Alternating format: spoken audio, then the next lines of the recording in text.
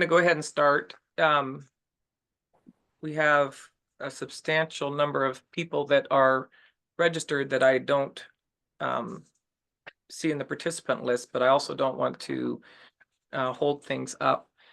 So to those of you that have joined us, thank you for joining us on our, I think it's our 19th summit. The Northwest Toxics Community Coalition was founded in 2007. I'm Patty Martin. I'm currently serving as the president, and the Northwest Toxics Communities Coalition services the areas of Alaska, Idaho, Oregon, and Washington. The NWTCC started as a way for regional organizations to gather in strength, share common concerns, expert knowledge, and environmental equity. Factors affecting the cleanup of toxic sites are not isolated to one particular area. Many of the resources, decision-making bodies, research findings, and stakeholders are spread throughout the Northwest region. The intention of the Northwest Toxics Communities Coalition is to connect with and empower communities impacted by toxic waste and to share resources, information, and support for toxic cleanup efforts throughout the Northwest states. Many of our members are small grassroots organizations or individuals working on toxic issues or issues of environmental justice in their communities. When these advocates expose and solve their issues, that's a success that impacts all of us. After all, grassroots is where the rubber meets the road and environmental law is implemented. That is my introduction. I was going to keep it nice and short. I'm going to turn this over now to Darlene Schanfeld, who's going to talk about the rules for questions, and then she'll turn it over to Barbara Quinn to introduce our first speaker. Thank you. Yes, good morning, everybody, and thank you for joining.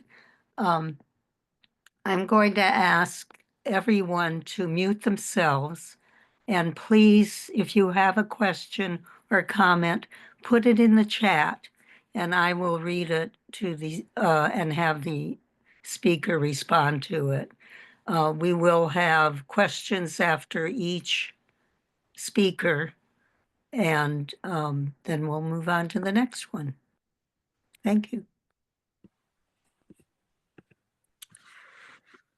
Okay, so I'm going to go ahead and introduce Professor Jaffe. My name is Barbara. I'm also on the board of the Northwest Toxics Communities Coalition, and Professor Daniel Jaffe, PhD, is an environmental and rural sociologist and professor of sociology at Portland State University.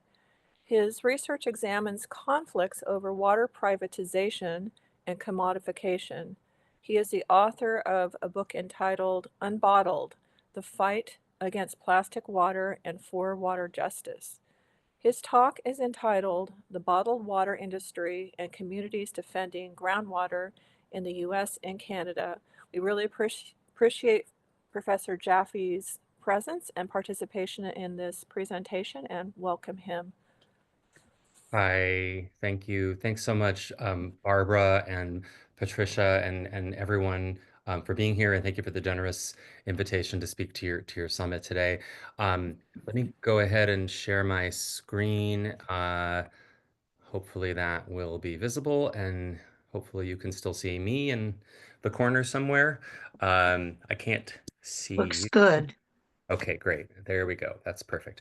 Okay, so I'm gonna jump right in, give you a quick sense of what I'm hoping to cover today. I'm gonna be touching on some of the issues that I sort of explore in my book, Unbottled, and in particular, I was interested in understanding, sort of both the scope and the scale of this product, of this industry, and what the implications of its kind of rapid, there we go, its rapid growth over the past 4+ decades, both in the US and worldwide. What are the implications of its spread for social inequality, for water justice, the gap between clean water haves and have-nots, both domestically and internationally? What are the implications environmentally and for sustainability? And trying to get a handle on kind of the diverse social movements that have emerged to challenge that growth in recent decades. So I'm going to start with kind of a bit of a background on the industry, talk about its scope,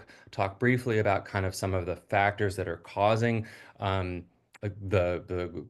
turn away from tap water and to bottled water for drinking water consumption, get into some issues around bottled water's impact on social inequality. That's kind of a central concern of sociologists. And then I'll try to, particularly for your group today, spend the bulk of the talk kind of delving into two in-depth case studies or stories of rural communities, one here in the Pacific Northwest and one in Canada, who sort of found themselves on the receiving end of either ongoing or proposed high volume groundwater extraction by the bottled and packaged water industry.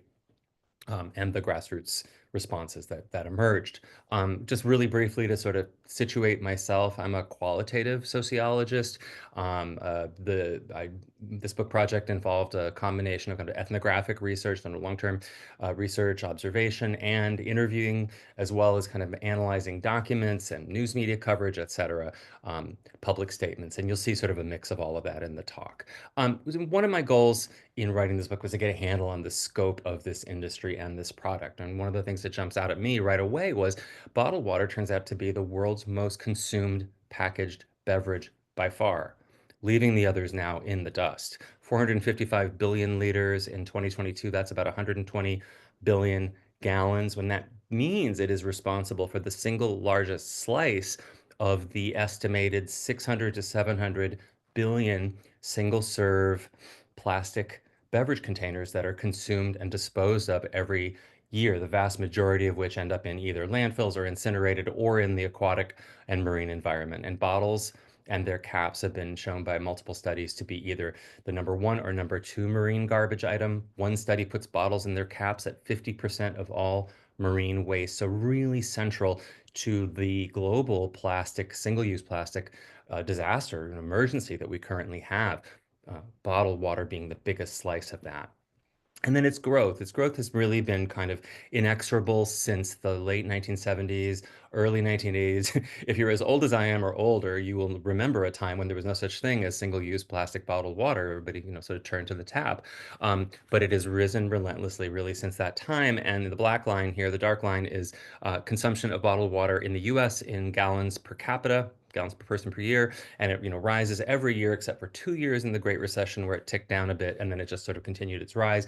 It surpassed soft drinks, that light gray line, and in 2022 it reached 47 gallons per person per year in the US, and the US is in 4th place worldwide as far as per capita consumption. How big is it on a global scale? It's a $300 billion plus market in terms of revenues per year, maybe 340 billion at this point, projected to reach $500 billion by the end of the decade. And I think it is on track to do that. And in the US, we're creeping up on $50 billion in annual sales. So very significant. It's a market that has historically been led by the big four food and beverage firms.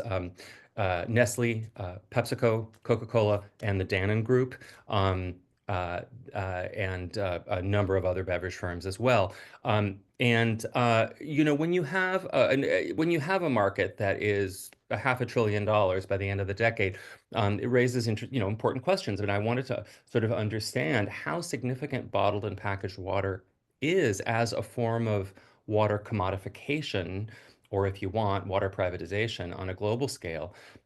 More attention has been paid to, and more, widely known as kind of the struggles around the privatization of municipal water supplies, municipal water utilities, and private ownership of those utilities that has generated a lot of pushback both in the US and around the world in the last 3 decades. But that privatization has run into a lot of headwinds, and growth has slowed, whereas the growth of bottled water has been sort of on average 5 to 7% per year, pretty steadily. And when you have a market growing 5 to 7% a year, ready to surpass $500 billion, it's pretty clear that within 1 to 2 decades, bottled water will surpass the private water utilities industry as the most significant form of the commodification of drinking water on a global scale. So I think we really need to keep our eyes on this and be aware of what's happening here. And, to sort of illustrate the stakes, there are a number of quotes from sort of the leaders of these firms, but this one has often been quoted, the former CEO, Nestle Brabeck, Peter Brabeck of Nestle, who said, famously in a film, the NGOs bang on about declaring water a public right. That means that as a human being, you should have a right to water. That's an extreme solution. And the other view says that water is a foodstuff like any other. And like any other foodstuff, it should have a market value. Personally, I believe it's better to give a foodstuff a value so that we're all aware that it has its price. Nestle, for a long time, quite a long time, was the leading bottled water firm. It had since then has sold off part of its holdings and is, I think, in number 3 right now. But at least it captures some of the stakes. It's a product with a very significant environmental footprint. Um, this energy footprint study by Peter Glick and Heather Cooley found that compared to public tap water, per unit volume per gallon, bottled water required 1,000 to 2,000 times the energy um, of tap water, of delivering tap water. And newer study out of Spain tried to calculate multiple facets of environmental impact and put it up to 3,500 times higher per gallon or per unit volume, taking into account all the various facets. So it's a very significant environmental footprint. It's also incidentally got a pretty high water footprint, especially if reverse osmosis filtration is used in the production of that bottled water. There's a lot of water wastage there. Ironically, then, and many may be aware of this, at least in the US, the significant majority of bottled water on our shelves is now just reprocessed or refiltered public tap water, taken from already treated municipal supplies, filtered, mineral content stripped out, proprietary mineral mixes added in, right? So, Dasani tastes the same in Washington State as it does in Florida, and sold for hundreds to thousands of times more. Worldwide, just under half of all bottled water comes from groundwater or natural springs. And in Canada and in Europe, the vast majority of bottled water on the shelves is spring water or groundwater. So keep in mind some of these differences, but it's this groundwater sources or spring sources that really, as you can imagine, generates the flashpoints, the social flashpoints. These are local communities where people have very specific attachments to springs, groundwater, et cetera. And that's where some of the most contentious struggles have happened. And that's what I'll talk about in the second half of the talk. And I guess let me just add that some of the, as I said, some of the questions behind my research for the book were, what bottled water's global growth or global spread over the past several decades means for sort of realizing the human right to water, um, uh, which was a right codified by the United Nations only back in 2010, and also what it means for the future of our public water systems and their continued ability to provide that ultra high quality drinking water. So I'm going to turn now to that question, how bottled water and packaged water kind of intersect with the crises of access to safe and affordable drinking water and the state of public water systems. So I think, in the US, we've got a 45 to 50-year trend of, federal disinvestment in funding drinking water infrastructure maintenance, but also capital expenses, building stuff and maintaining stuff. And we really see it breaking through and deteriorating water infrastructure, disappearing or shut off water fountains, and really a massive decline. It's something like 80% decline in real terms in federal investment in drinking water infrastructure spending since its peak in the late 1970s. And of course, as you're aware, probably the fiscal pressure and the fiscal pain is then passed down onto states, onto cities, onto towns, localities, who do their very best in most cases to sort of pick up the slack and, for the most part, maintain very high drinking water quality. But it shows through in the increasing average age of water pipes nationally, deferred maintenance, an enormous problem of deferred maintenance, something like $3 trillion over the next 2 decades, and water main breaks and occasional toxic or unsafe water crises. And one of the other results is, of course, that states and cities are forced to raise water bills significantly. And we've now got a water affordability crisis in the US where bills have essentially doubled on average in the past decade. And something like 40% of residents in many US cities simply cannot afford their water and sewer bills. So we've got water debt, we've got water shutoff crisis. And it's particularly ironic and particularly tragic, I think, if people are then obligated if their water service is shut off for unpaid water bill debts of as little as $100 or $200, are obligated to turn to bottled or packaged water as a result. But more significantly, we've got, I think, a vicious cycle, maybe is the best way to say it, of disinvestment leading to deterioration of water infrastructure, leading to, distrust. Distrust in the trustworthiness or the safety of tap water among many people, tap water avoidance then, and replacing tap water with bottled water, packaged water. And of course, then the concern is that that would lead to a weakening of the political pressure or the political will that is necessary for elected officials to adequately fund drinking water infrastructure improvements to keep our drinking water ultra high quality, that it makes it reliably safe to drink. And the industry, the bottled water industry, is well aware of these trends, increasing distrust. Many people are very concerned about the quality and safety of their tap water. The industry is aware of this. Primo Water, one of the very big bottled water makers in the U.S., told the U.S. SEC in its statement, "We intend to capture new customers as we capitalize on favorable consumer trends, including concerns about deteriorating municipal water quality." Um, and indeed, the consumption of tap water has gone down over time, um, uh, quite significantly. This chart shows the annual changes in the consumption of tap water in the light blue bars and bottled water in the dark blue bars since the beginning of the century. So in most years, tap water consumption has declined, except for a few years around the Great Recession there. And bottled water use, as you saw in the first graph, has gone up every year except for those 2 years. And I should point out that these drops in tap water consumption are on top of previous pretty significant drops in the previous, excuse me, the previous decades. So people are drinking a lot less tap water and a lot more bottled water in the US. And then, of course, there's the sort of the question of how bottled water or packaged water figure into, high profile crises or disasters of unsafe tap water in communities in the US and beyond. Um, pre- Communities, that have water crises that are predominantly low income, non-white, and indigenous. And in Flint, Michigan, of course, as you're, no doubt well aware, hundreds of millions of bottles of single serving plastic bottled water were the only real alternative water source that was offered as part of the emergency response or that was provided by government really over the course of 7 years of that disaster. These water distribution pods here where folks would line up in their cars often for hours in the morning, winter cold, waiting for a couple of cases of bottled water to take home to use, not just for drinking, but for cooking and for washing and for bathing their children.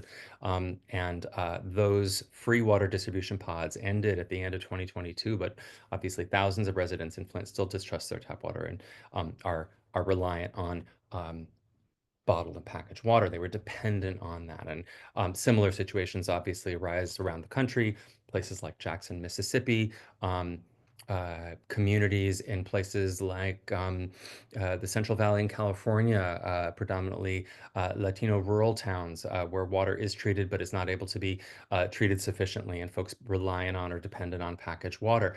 And I think it's, fair to say that in the US today, we don't have so much a widespread water safety crisis as a water justice crisis, and really kind of a two-tier water system, if you will. The great majority of tap water continues to be safe, continues to meet all federal safety standards. But on average, in any one year, something like 7 to 8% of water systems in the US um, have at least one health violation of the federal water safety law, the Safe Drinking Water Act. And as you could imagine, those violations are overwhelmingly concentrated, in places like this. Low-income communities, rural communities, small water systems in particular, and communities with high proportions of Black, Latino, Latina, and Indigenous residents.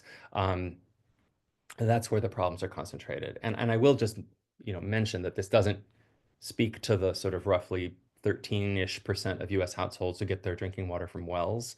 Those are far less regulated, and this is a whole different suite of issues and problems.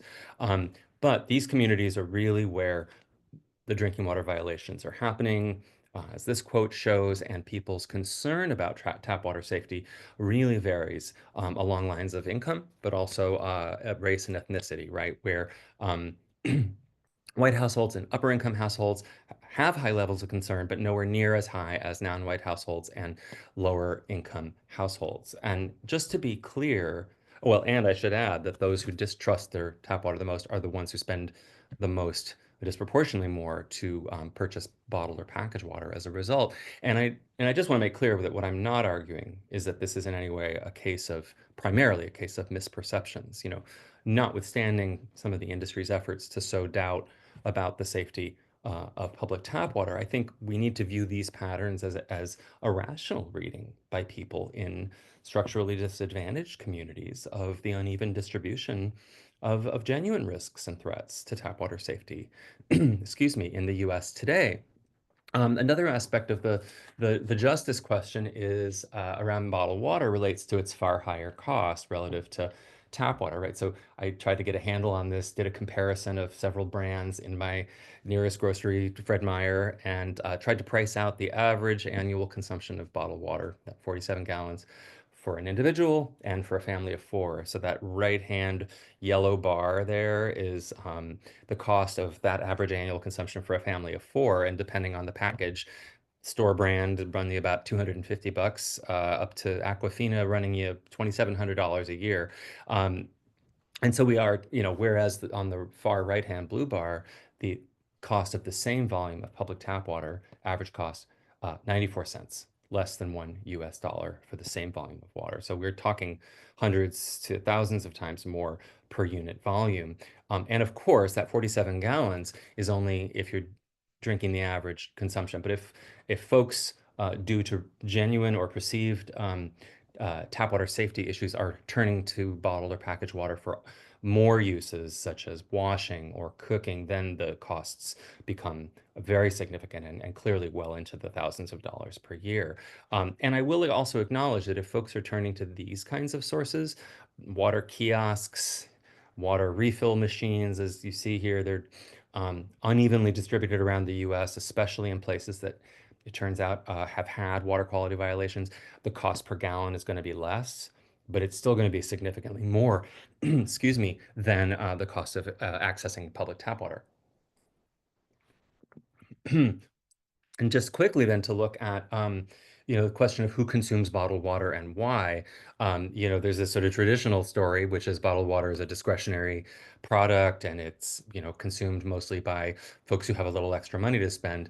But if that was ever true, and it's possibly true in the earlier decades of bottled water's existence, it is no longer the case. And a raft of studies, really substantial body of literature going back really to the turn of the century, or data from back to the turn of the century, shows precisely the opposite, which is that bottled water spending is inversely correlated with income. So here's a quote from one study.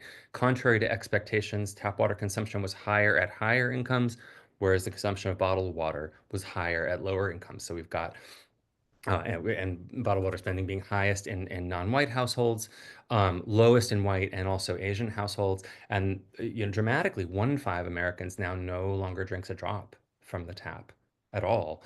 They only get their drinking water from bottled and packaged water, 1 in 5, and that's up dramatically from before the Flint crisis. So really substantial, dramatic patterns here. So, and I just want to sort of pull this all together then. I think,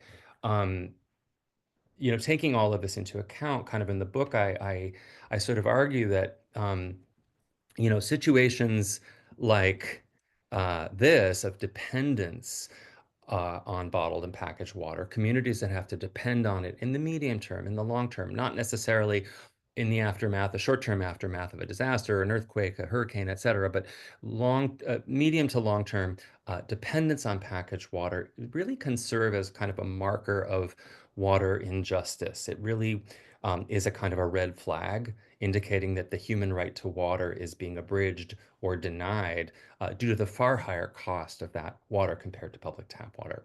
And I think that for these and other reasons that I argue that the widespread growth of bottled and packaged water and dependence on it in particular poses a threat to the prospect of fully realizing that human right to water.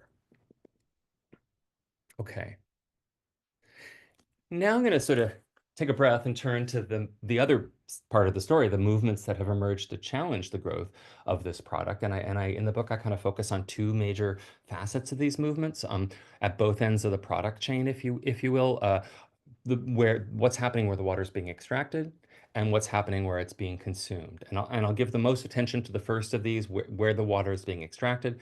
Now, as I mentioned, this is where the biggest flashpoints are, even though in the US, the majority of tap water is now being taken from, already treated municipal water sources.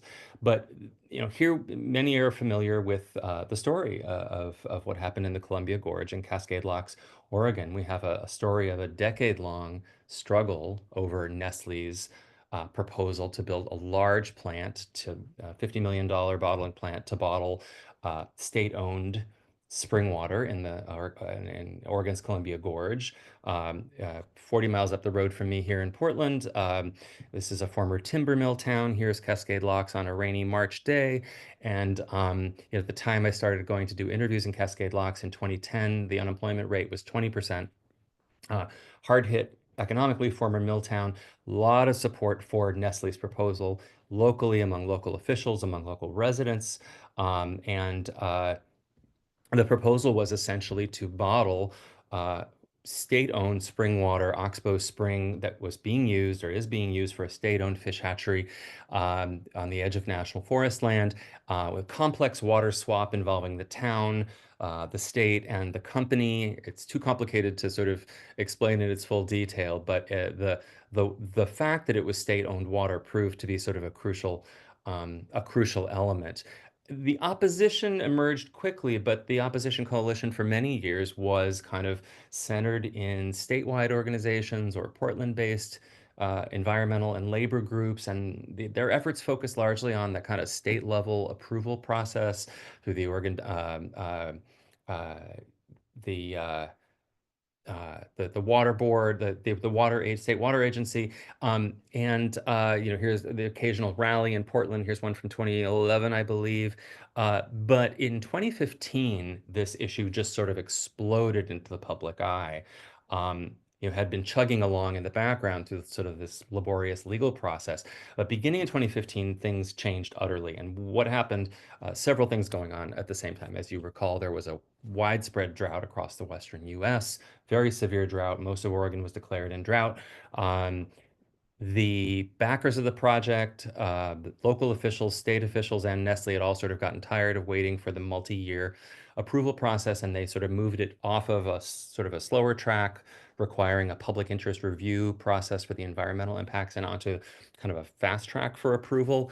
And a local opposition coalition kind of crystallized and emerged in 2015 in Cascade Locks and in the neighboring Hood River, the Local Water Alliance. And it was a really interesting and diverse coalition. It involved local businesses, business people, farmers, and orchardists. Remember, this is the Hood River Valley, high value fruit tree agriculture, pears and cherries, etc. And recreationalists and fisher people and environmentalists, etc. And the drought really supercharged it. But this coalition kind of bridged a lot of, the classic divides in urban, rural, left, right, environmentalists, farmers, and they launched a ballot measure campaign fairly quickly on the county ballot, on the Hood River County ballot. In 2016, a ballot measure that would ban water bottling entirely, effectively, in the county. And to cut to the chase, in May 6, 2016, in the election, they were victorious. They were overwhelmingly victorious, winning with 69% yes vote, despite months of exposure to a fairly elaborate no campaign, largely funded by Nestle. Now, from the perspective of water defenders, this was a a success story, and I think there's a lot that can be learned from looking at campaign success stories. And so in the book, I take a closer look at kind of some of the tactical and the strategic and the messaging choices that were made by the campaigns and why they worked. So I'll give you sort of a taste of some of the interviews that appear in the book. Oh, sorry, here is a flyer, a yes flyer from the campaign. Right on the right-hand side, they're sort of warning voters about the messages that they're likely to hear from Nestle and sort of counteracting them in advance. Over here on the left, now is our chance to protect our limited water supply from bottled water exports.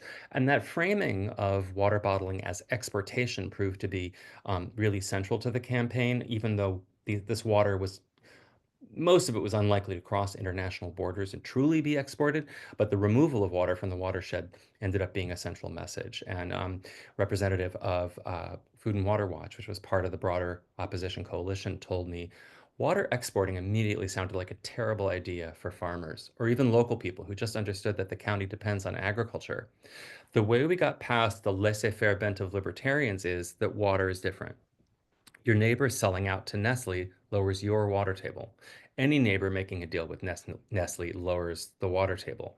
Um, and as I mentioned, that the coalition was very diverse, involved family farmers, orchardists, etc., but also crucially the involvement of both individual indigenous activists and also later on the formal tribal councils of the four Columbia River tribes: Warm Springs, Yakima, Umatilla, and Nimipu or Nez Perce, and their involvement centered around the threat of water bottling or the potential threat of water bottling to treaty rights, to the right to Columbia River salmon, the first food. And this involvement, I think, ended up being really pivotal, not only in the ballot measure campaign outcome, but in the broader trajectory of this issue and in some very high profile rallies that were held at Oregon State Capitol. Here's one of them in Salem. This very diverse coalition, um, uh, uh, you know, targeting the state legislators. And one of the organizers of these rallies, sort of one who is central to this effort, independent activist, told me that in organizing Indigenous support for the ballot measure, she said, I was like, come on, guys, we've got to be seen. We have to be heard. We have a voice. We have a collective voice of tribal and non-tribal people working together. And I can't say that I remember the last time that something like that happened, bringing non-tribal and tribal people together. And as I mentioned, the voters, resoundingly approved the ballot measure. I'm sorry, but that was not the end of the story. If you followed the story, you know that at that point, local officials, county officials, and state officials all said, "So what? Doesn't matter. We're pushing ahead." And even though the ballot measure changed the county charter, it's a charter county, they vowed to push ahead regardless. And it took a year and a half, about 18 months later, in late October of 2017, finally Kate Brown, the former governor, instructed the water agency to put a stop to the proposal. And at that point, it was dead and a true victory for the opponents. And there is no commercial water bottling to date in Hood River County. And Nestle, which has now sold some of its North American operations, never did establish a site in the Northwest for water bottling. And then finally, one of the organizers of the Local Water Alliance, summing it all up, said, the most important thing is being able to talk about water in a way that's accessible and relates to people from all sides of the political spectrum. There wasn't uniform agreement among everyone in the world on the fact that water as a commodity alone was an issue, or the fact that it came in these terrible plastic bottles. They focused on the core agreement, which was that water, just the presence of it, was so critical locally that we couldn't watch hundreds of millions of gallons of it get shipped off. So that's the Cascade Locks story. And now I'm going to turn to the other case. They sort of give one large chapter in the book to each of these stories, an analogous struggle, but with a lot of differences as well. In southern Canada, southeastern Canada, really the tip of southwestern Ontario that kind of sticks down into the Great Lakes, and just to the west of Toronto, this region, Wellington County, is it's farm country. It's very flat. It is uniquely a region that is almost entirely dependent on groundwater for virtually all uses. For industry, for residential, for drinking water. And in 2000, Nestle, the Swiss food and beverage giant, bought an existing bottling plant near Aberfoyle down here at the bottom of the map. And it, along with a satellite well up there in Hillsburg, came with permits to extract something like a little over 1 million gallons of water per day, something like 400 million gallons of water per year, the highest volume of any bottler in the province. And they also built or established Canada's largest water bottling plant factory right there in Aberfoyle. And opposition in this case, didn't emerge for several years, but it did appear when a grassroots group called the Wellington Water Watchers arose in 2007. And later on, Nestle announced its intent to get another satellite well right up there where it says Middlebrook Well near the town of Elora, which would represent an increase in volume and allow it to access even more water with more permitted volume. And their local grassroots group Save Our Water emerged in 2015, and the two groups collaborated quite closely. Here's some of analogous kind of campaign material.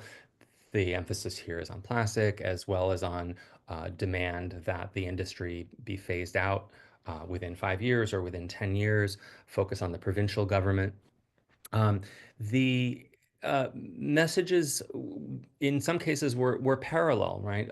The chair of Wellington Water Watchers told me the most effective message had been that this water will leave forever and that we need it. That one really speaks volumes to people when they see that this water for pennies is going to be trucked away forever, that tankers will show up, that they'll pump it out of the ground and they'll take it away. It's not going to be used locally. It's not creating jobs. Some people are less concerned about plastic than others, but that one strikes at the heart of that community. And I think particularly in Canada, with its decades-long sensitivity to the prospect, ironic to be talking about this in the current moment, the prospect of its abundant fresh water being the target of exportation or removal. So the emphasis here on removal from the watershed or removal from the Great Lakes Basin, as the case might be, was really central to the campaign. Here are the Save Our Water folks, their contingent in the town of Elora, in their annual Canada Day parade. They're a very artistic bunch of folks. They used art and in various ways to sort of dramatize their cause. And interestingly, the local officials who didn't have a lot of authority in this issue, initially were quite supportive of Nestle's proposal, but quickly came around within about a year as they realized that in this case, rather than agriculture and the potential framing it as a threat to agriculture, the issue here was the future availability or not of potable water for a growing local population, right? This area sits on the western edge of the kind of ever-expanding Greater Toronto area, and it's slated for tens of thousands, if not hundreds of thousands of new residents in the next couple of decades. And local officials suddenly were waking up to the fact that they might not have enough viable groundwater sources to provide municipal water for all of those residents. So I spoke to a local elected official who said, you can put a lot of conditions on what they do to address a lot of the risks. But the one risk you can't address is there's a potential source of potable water for the future of this township that is now in private hands that wasn't before. So therefore, either it's not accessible or only if you pay them a gazillion dollars to expropriate it. So, it's the framing of water commodification, but also of a kind of an economic form of scarcity where access to water sources necessary for local populations is foreclosed by corporate ownership. So that was an important theme as well. Finally, and also parallel to the Cascade Locks case, has been a really crucial and innovative, I think, collaboration between water protector groups, water advocates, and Indigenous activists, as well as the traditional leadership of the Six Nations of the Grand River Haudenosaunee First Nation. It's interesting situation. It's been covered fairly extensively in the media. The largest indigenous reserve or reservation in Canada, the most populous as well, Six Nations, but a situation of significant water injustice, whereas the surrounding population has access to, high quality 24/7 safe potable water on the reservation or on the reserve. Only 17% of the households have access to safe piped water. The rest either have unsafe water from wells or are reliant on bottled and packaged water in some form or other. And the groups, and in addition, so the groups leverage this juxtaposition of water injustice, as well as the argument by the First Nation that Nestle was pumping water on its treaty lands and from under its traditional land claims, and they leverage this for this collaboration or this alliance. And here's a youth and indigenous-led march against, protesting Nestle, uh, um, led by youth. And here, members of Six Nations are delivering a cease and desist petition or letter to actually to Blue Triton, the company that a private equity firm that bought up Nestle's holdings in Canada and the U.S. And I think in both of these cases, this collaboration was quite central. The director of Wellington Water Watchers, now just called Water Watchers, told me, "It's my suspicion that the involvement of Six Nations here is what pushed it over the top and what will push it over the top across many issues. Indigenous land title treaty rights are the thing that makes it completely unpalatable for those multinational corporations. We're going to have way more power when we get behind and lift up those Indigenous voices." And she's referring in particular to the idea that invoking treaty rights brings in federal or national authorities and courts, and may take it out of local jurisdiction or state or provincial jurisdiction, and bring in a whole different set of issues. And when I'm sort of got ahead of the story in a way, but what happened here in 2016? Well, and I think it's safe to say that these water advocates and this alliance succeeded in really shifting awareness and the politics around this issue of water bottling of groundwater so effectively that it became a volatile province-wide issue. I mean, this is just one county in the province, and Ontario is Canada's most populous province, but it raised the issue across the province. And a poll in 2018 showed that 64% of all Ontarians supported ending all groundwater taking by the bottled water industry within 1 decade, and more than half supported ending it within 2 years, right? So it was a clear majoritarian position. And here too, their coalition bridged sort of those traditional rural-urban, left-right ag environment um, divides. In 2016, there was a big drought across the province, and the premier, the equivalent of the governor, Kathleen Wynne, the Liberal Party, raised the issue, targeted the bottled water industry, questioned whether it was necessary, a necessary product, raised its extraction fees really dramatically, as you see here. And instituted a moratorium on new water bottling permits while a study was conducted. And even though Wynn's government was voted out in 2018 and a conservative government took over, Doug Ford's government in Ontario, the support for this issue was so strong that they kept the moratorium. They extended it several times. They kept it until 2021 while studies were done, and eventually they released a significant reform or a revision of provincial groundwater policies, quite significant, in fact, and it included a new policy of veto. Local officials have the power to veto proposed new large water bottling permits specifically for that industry. And that turned out to block Nestle from accessing or being able to open its new well site that it had bought or had acquired, blocking the local government from acquiring that site. But right at about the same time, Nestle also sort of shocked the industry by announcing that it was selling its entire North American operations to a private equity venture called Blue Triton. So bookmark that. And let me just sort of try to uh, take stock and just keep in mind that it's sort of in both cases, right? You've got, messaging used around the prospect of future scarcity, broad coalitions that are crossing traditional lines, in particular also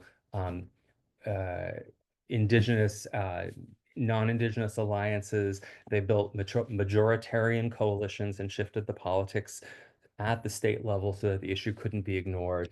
In the Oregon case, it was primarily around the threat to agriculture, water for agriculture. In Ontario, it was the threat to water for new residents or residential supply, but in both cases, quite significant. And now I want to just take 3 or 4 minutes to talk about sort of the other side of the bottled water movements, the movements that have emerged around uh, at the consumption end.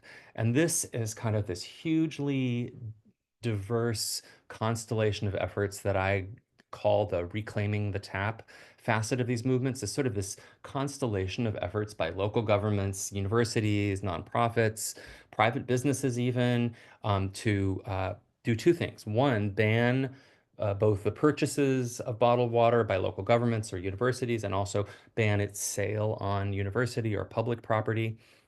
Excuse me. And on the other hand, uh, then to make clean, safe, attractive tap water available, much more available in public places, build out these networks of shiny new water fountains and bottle refilling stations. And you're aware of the spread of these metal refillable bottles that everybody has, networks of private businesses with window stickers saying you can come on in here and refill your bottle for free. You don't even have to buy a cup of coffee.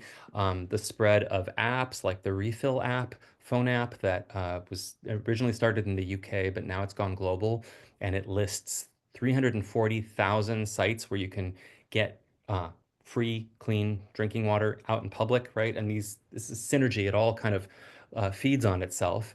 This is in Australia on the right, lots and lots of public refilling stations, lots of demand for these refilling stations. In Canada, something like 85% of the population has refillable bottles and wants places to fill them up. These networks are being coordinated internationally, like the Blue Communities effort that has about 90 municipalities in 9 countries that have all signed on to a program that includes banning or phasing out the sale of bottled water in municipal facilities, municipal property. A couple cities in the U.S. as well. In the book, I try to sort of keep track of the largest cities that have passed these policies instead of some of the biggest cities. In the US, something like 13 million people live in communities that have passed these policies.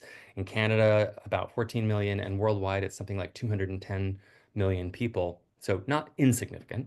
Universities, here's an old map of universities with bottled water bans, and now even more recently, big university systems like CSU banning all bottled water as part of its broader single-use plastics efforts, or the UC system, which is going to be coming by 2030, is going to do the same. And airports, San Francisco, SFO, LAX have you can't get single-use plastic bottled water, but you got lots of places you can fill up your bottles at refilling stations. So it's really, really taking root and really catching on. And finally, lest folks, say if you have local water quality, water safety problems that would be an impediment to doing this. The Detroit Public Schools, which found lead in their drinking water and shut off the water fountains, the story could have ended there, like so many school districts in the US and Canada and elsewhere, with kids drinking, from these jugs, packaged water day in and day out. Instead, the superintendent found some funding, installed these lead removing hydration stations in all of the Detroit public schools, and bought every single student a metal refillable water bottle. They turned back on the fountains, and they've sort of restored this practice of turning to the public water, public tap water for drinking. And right, schools are where kids learn how the world works. And so the net result of all of these movements, the opposition on the extraction end and the opposition to reclaim the tap movements on the consumption end, have really begun now to impact bottled water sales and the demand for bottled water. And I've added now 2 years to the chart that I showed you at the beginning. Let me blow it up for easy viewing.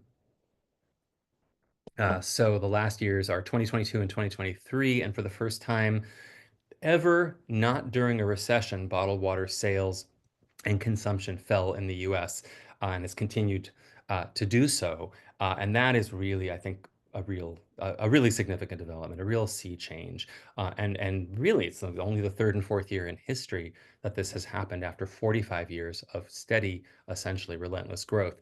And it's not just the US, Canada, same thing. After growing fairly steadily, bottled water consumption has just flatlined at 72 liters per person. Germany, it reached a plateau and then started going down. And I could show you a whole slew of these. I won't bore you with this slew of charts from around the global north, the sort of developed nations, but also at parts of the global south and worldwide. Per capita consumption of bottled water is projected to sort of flatline in future years. And the industry is aware of this trend and they are concerned. One analyst says refillable bottles are one of the biggest risks to sales of bottled water. In the book, I quote a Nestle manager who said, the water bottle has in some ways become the mink coat or the pack of cigarettes. It's socially not very acceptable to the young folks, and that scares me. And I will just go back and say, we should keep in mind that this pattern, this fall here, is the result of two countervailing trends, at least in the US. We've got middle and upper income households and white and Asian households primarily walking away from bottled water, demanding refilling, turning back to the tap, which they trust more, whereas lower income and households and communities of color disproportionately still distrust their tap water because of the uneven distribution of risks and threats and are consuming bottled water in higher quantities, spending vastly more money to do so, really raising these justice questions. And I think it's that only by substantially reinvesting in our public water infrastructure, with priority given to those particular communities, that we're going to have a chance of interrupting that vicious cycle of disinvestment and deterioration and distrust and be able to make that shared public good of tap water once again trustworthy for everyone, in which case I think we'd see far greater declines in bottled water consumption. So I'm just going to end on this note, which is that in late last year, the company that took over Nestle's business in North America, Blue Triton, which itself was in the process of merging with that Primo Water, announced that it was closing its entire operations in Ontario, the largest bottling plant in Canada, employing 150 people, all its wells, etc., just walking away from its business in Ontario and shutting down. And I wrote in a piece that I think that really shows the combined impact of sort of the two wings of these opposition movements, both the local water protection movements that raised these issues, raised the industry's costs, sort of stigmatized this product in the eyes of Ontarians, raised its costs through regulation, increased regulation, blocked its ability to expand to new sites. Canadians are consuming less bottled water and fewer Canadians are consuming it. And on the consumption and the efforts to restore trust in public tap water and make it more accessible. And I think you could think of all of these efforts as different forms of the decommodification of water. And I think I'll leave it there. And I look forward to chatting or hearing your questions or your thoughts. Thank you so much. Well, thank you. Excellent information. And I would title it People Power. Thank you so much.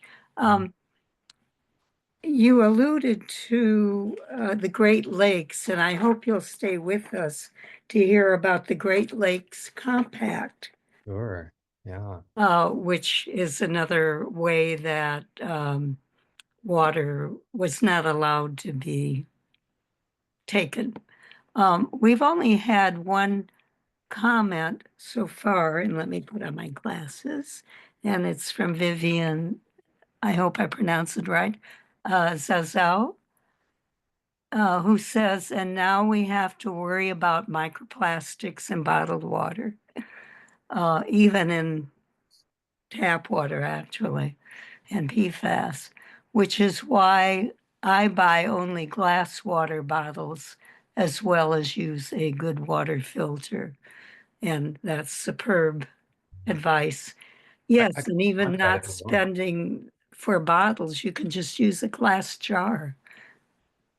Go Yeah, ahead. I mean, I'm happy to speak that yeah, I didn't mention the microplastics issue, but it is very current. And anybody who wants to know more about the microplastics issue in bottled water should look up the research of Sherry Mason at SUNY Fredonia.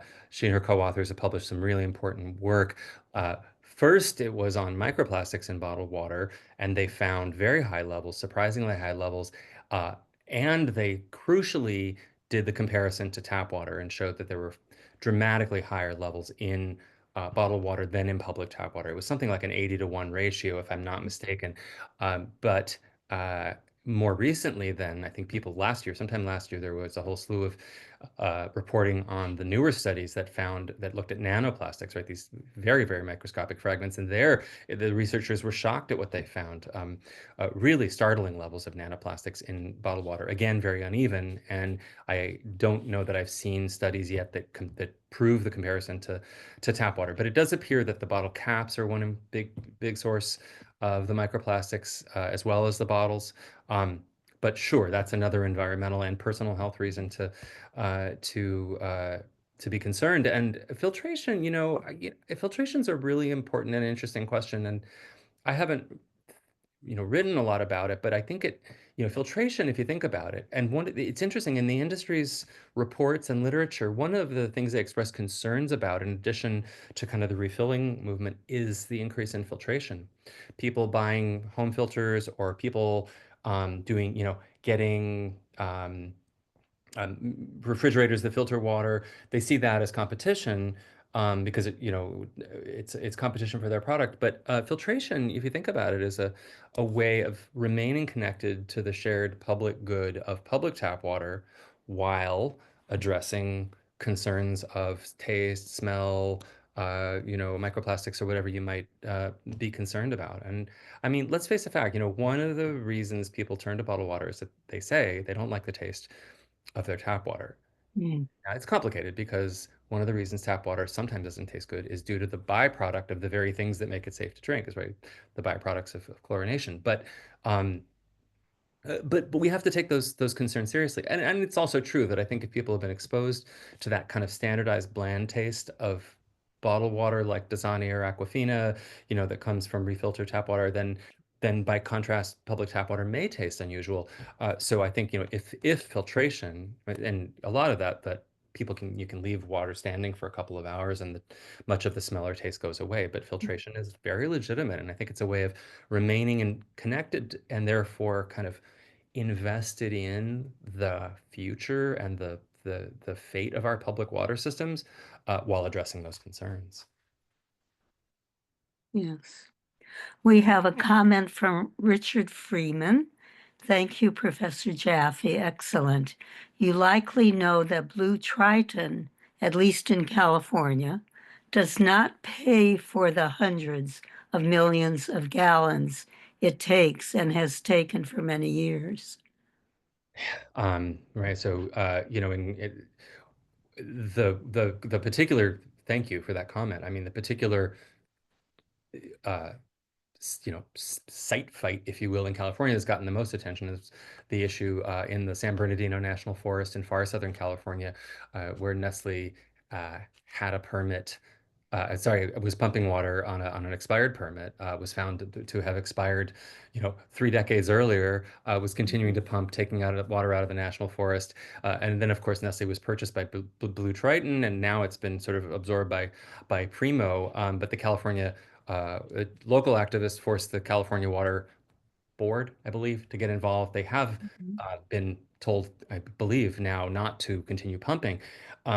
But yeah, I mean, minimal costs around the country and around the world. The norm is minimal costs, and local governments in many cases only charge an annual permitting fee. In a few places, Ontario is now one example. Quebec's another. There are extraction fees, severance fees on a per gallon or a per liter basis. I don't, it certainly raised the industry's costs, and it may be one factor in why Blue Triton stepped away from Ontario. But I don't think simply charging more for water is the answer. Uh, but it it does raise really important questions about, it's kind of a kind of a corporate welfare, right? I mean, it's access to a public good, um, or the commons at little to no expense. And of course, these products then can be turned around and sold for quite significant amounts of money. It gets particularly egregious, and I think is particularly fertile ground for opposition or for activists when you have juxtapositions like the battle around what's happening in Six Nations, the First Nation in Ontario that I mentioned, where you've got water injustice right next to the extraction of this water, or in Flint, the opponents in Flint, I think astutely pointed to the contrast between the fact that the water people were forced to turn to for, not just in the short term, but in the medium and long term, was Nestle water largely, and it was coming from uh, sites in Western Michigan where Nestle was extracting water for next to nothing, very, very low permitting fee, and little else. And so I think those juxtapositions are potent and are fair game. Yeah, yeah, yeah. Barbara Quinn asks, do you know of any successful campaigns to encourage people to prefer tap water over bottled water for the reasons you've outlined? Yeah. Well, yeah, I mean, I tried to sort of capture that in that very last part where I talked about the reclaiming the tap fat. And I mean, it is hard to even keep a handle on it. It's sort of growing and proliferating so fast. But you can look up blue communities is one. Then it's more widespread in Canada and Europe. There are a couple cities in the U.S. that have signed on to this program. There is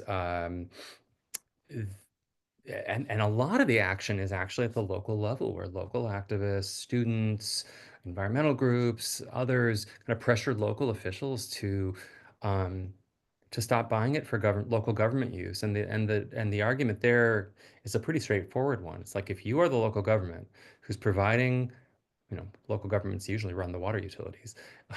You've Yeah, got a product that you're investing millions of dollars in keeping clean. Why would you undermine it by purchasing bottled water then for government offices or allowing it to be sold on public property? And so that's the argument, is that um, governments should be walking their talk and supporting their own high quality product. So we see San Francisco is a great example.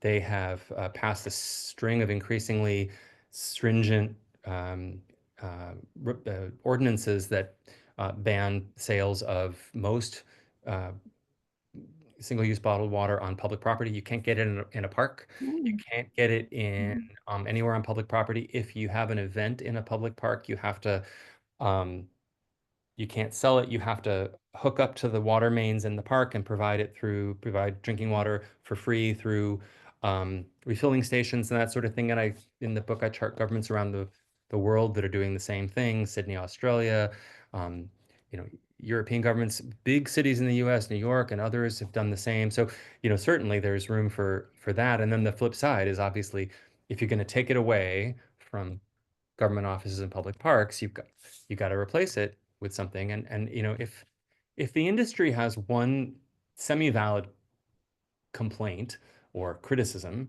is it's simply too hard to find clean drinking water in public spaces. And so I think mm. local governments are waking up to the fact that you need to do something about that, and you've got to make it available. And they are doing that. You're starting to see these refilling stations and these new water fountains. The European Union just did something amazing. They passed a drinking water directive that requires local governments to provide drinking water in public spaces for the first time. It's a real sea change. So, um, and then there's this kind of private, public, nonprofit thing going on where folks are simply demanding more access to places to refill those bottles. And, you know, the uh, organizations are sort of meeting that demand through apps. Private businesses are saying, oh gosh, well, people are demanding this stuff. Let's provide free water refill points in our stores, and that'll, make people have good People- feelings and associate it with us and show up, and then maybe they'll buy something as well. So I do think it's catching on. And a lot of that started in 2018 when China banned the importation of so-called recyclable plastics. That national sword policy that sort of forced local governments in the US to sort of backed up all the plastics onto local governments, and people started realizing, that's where the movement against single-use plastics, I think, really began to take off. So, and you see the impact on bottled water sales. It's undeniable. Absolutely. I see no other comments. Does anyone else want to put a comment or a question in the chat? We'll give it a few seconds. Do you want to announce the name of your book again, please? Sure, absolutely. It's Unbottled, the fight against plastic water and for water justice. And if you want, I've got a flyer. If anybody's interested, there's a discount code. You shouldn't pay full price if you do. I could send you a flyer and you could circulate it if you want. Okay. That has that discount code. It's University of California Press. Yeah. Great. Thank you, Well, Darlene. Thanks, everyone. thank you. All right. Thank you. Have a great day and a good forum. Thank you very much. Back to Patty. Yeah, thank you. That was very informative. Thank you Yeah. for taking time out of your day to join all of us. My pleasure. All right. I have the pleasure of introducing our next speaker, Dr. Eric Olson. And I'm going to say first, before I introduce him, that this is a subject that is near and dear to my heart because we have a growing number of data centers in my community. While a number of us at the local level were fighting the diesel generators they were bringing in, which now account for over 400. 154 of those we were unsuccessful in getting controls on. We also have a tremendous use of water for cooling these data centers. And as a community of 8,000 residents, we're extracting 2.2 billion gallons of water from our aquifer and are in need of, I think it's 6,000 acre feet of water from the federal government in order to supplant our water needs here in Quincy. So now that I gave my little pitch in there, I'm going to go ahead and introduce our speaker. So Eric Olson, PhD, is the Mervyn Bovaird Foundation Endowed Professor of Business at the University of Tulsa with a joint appointment in the School of Cyber Studies. A financial economist whose research spans energy markets, technological infrastructure, and environmental sustainability, Dr. Olson has authored more than 40 peer-reviewed articles in journals such as Energy Economics and the Journal of Commodity Markets. His policy analysis on grid resilience and resource-intensive digital infrastructure have appeared in outlets including Real Clear Energy and the Dallas Morning News. Olson has advised municipalities and industry groups on mitigating the water and energy footprints of hyperscale data centers. He earned his PhD in economics from the University of Alabama and frequently speaks at international forums on the economics of emerging technologies. I wish I had found you sooner when we were doing our battle. Anyway, we're very pleased to welcome you and thank you for giving us your time today. Yeah, absolutely. Can y'all hear me okay? Yes. Okay, perfect. So first, let me thank you guys so much for this opportunity to speak with you. I'm here in Tulsa, Oklahoma, and what really got us me interested in this project was we had a student who used to work at the Google plant, big data center out in Pryor. So Pryor, Oklahoma is, if y'all can see this map right here, it's roughly in the northeast corner, or northeast corner of the state. And he started talking about it, about how much water the data centers used, and we just couldn't believe it. But this is a map. If everybody can see this, this is a map that kind of shows right now the number of data centers in the U.S. and where they are at. So it's grown tremendously. Over here you can see on the side where a lot of those kind of are located. And I guess the one of the biggest things that I've noticed with this is there's just a pretty big lack of transparency when the data centers or a lot of the companies kind of come in to kind of go through and build these things. So let me are y'all able to see my screen? Are y'all able to see these slides?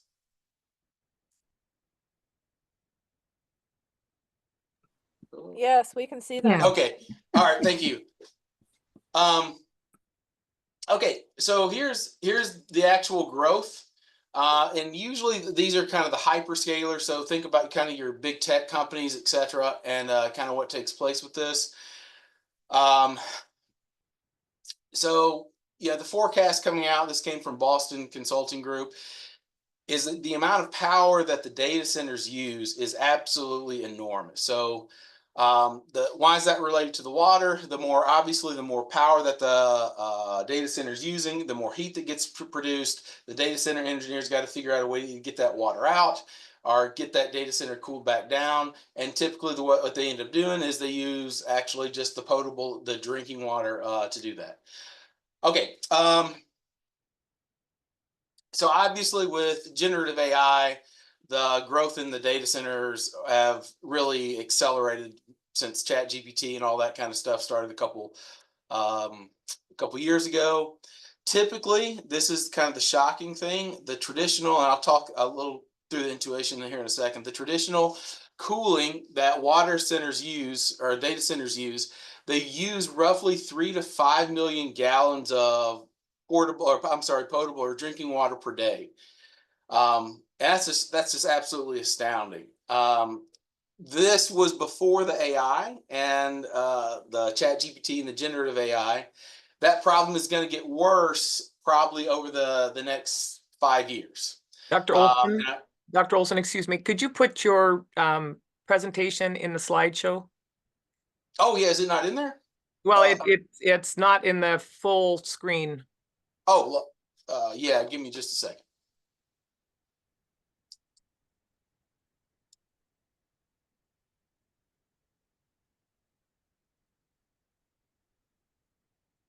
There we All go. right, how's that? Perfect. Thank you. Okay. So yeah, it's the growth in the power usage that the data centers need is pretty astounding. So actually one of our companies here in Tulsa, it's a company called Williams. They're a pipeline company. They signed an agreement with Microsoft to power some of their data centers because they typically use natural gas. They're going to use natural gas to kind of power the data centers that they were going to use. Okay, so a lot of energy usage, a lot of resource usage. And the kind of shocking thing is, or has been to me as an economist, has been the data centers usually are not actually that great for the local economy in terms of jobs, et cetera, stuff like that. So typically, if you might think about if a company was going to come in, like let's say Lowe's or Home Depot, they might get a tax break to build the factory or build the store there. And usually there'd be some sort of jobs associated with that. Well, with the data centers, you typically don't get very many jobs that are created. You get a temporary bump because the data center gets constructed, but then the maintenance of the data center actually does not provide that much economic value in terms of jobs to that local community, but they usually do then eat up a lot of the resources, the electricity, the water, et cetera, stuff along those lines. Okay, so typically here's the intuition behind why it works. So again, think of the data center like it's a giant computer lab stuffed with a lot of laptops. The machines get hot, and what they typically do is to get the heat out, they run water through pipes that go next to the servers. The pumps then send that warm water to a cooling tower. Inside the tower, the water gets sprayed into tiny droplets. Then essentially huge fans blow the air upward through falling mist, and then a portion of that evaporates. And that's typically where the water loss is coming from. Now, typically you might think, well, why can't you just recycle that water? A lot of the companies or data centers will recycle some of the water, but typically the cycle that you can use, you can only reuse it usually 4 or 5 times because of minerals and other things that are in there. And so like out in Pryor, Oklahoma, what we have is we'll have a giant retaining pond where once the water can't be recycled anymore, they'll throw it out there for it to get evaporated. Okay, so if I can, well, I just keep talking. I was going to try and pull up the other map, but that's all right. Well, if I can get everyone to think through this for a second, typically if they're using the potable drinking water, the stuff that's actually in the aquifer, to do a lot of this stuff, it's weird that they put the data centers where, let's say like in Arizona, that don't get a lot of rain. And so the placement on a lot of these data centers don't have the same cost. I don't mean that in terms of money. I mean that in terms of like the effect on the overall environment because of it. So you might think like that aquifer in Arizona, it might have taken, you know, thousands of years or however long to get that water there. They're pumping that stuff up, and you know they're going to run out of water faster than the rain can kind of come down to replenish it. And so that's kind of been a big concern. Aside from kind of, we really don't have a good feel yet on what it does to the kind of the upstream effects on the environmental stuff. Like I think there's a case up in actually Portland where a data center came in and it was messing with the tributary, and so it was messing some of the ecosystem up as well. Okay. So just to kind of give a feel, Microsoft, Google, and Meta, they all produce sustainability reports. So this was actually the one that I was using or looking at earlier was Microsoft's from 2024. I just kind of put this in perspective. So in 2022, so kind of prior to ChatGPT and whatnot, Google used over 5 billion gallons of water, and Meta did the same thing. And nearly all of that is, used for cooling. Okay. So a couple things, like, again, if I can maybe encourage you guys to think about this like an economist. Most economists, one of the things we really like is we really like markets, and we like markets because the prices tend to kind of help allocate where the resource goes. So if you can think about this for a second, like if you have really high home prices somewhere, an economist would interpret that to mean, well, we need more housing or something along those lines. There's too much, there's not enough housing relative to the population that's there. And so the markets typically will kind of give us signals about where things are at. The unique thing about the tech companies, their two primary resources that they need are actually two regulated prices. And so the pricing mechanism doesn't necessarily get us to the same outcome like we would like. Typically, the water rates are regulated, and same thing on the power side of it. And so on something like this, you can kind of think that they're able to essentially just draw as much water as they need with whatever the local community kind of comes in, or whatever is in that local community's contract that is there. Okay, I think I mentioned this earlier. You kind of have a kind of this paradox. Why are they putting water in data centers typically in areas that are arid, you know, like Arizona, New Mexico, et cetera, stuff like that. And then this is one of the things that was mentioned before. A lot of times local politicians or the local regulators will negotiate good deals for the tech companies coming in on the water usage. And a lot of times those prices are not the same that residents actually have. And so that's not an uncommon thing with industrial use of water versus kind of the retail side of it. What I think is kind of a little bit problematic is there's no transparency right now in these prices.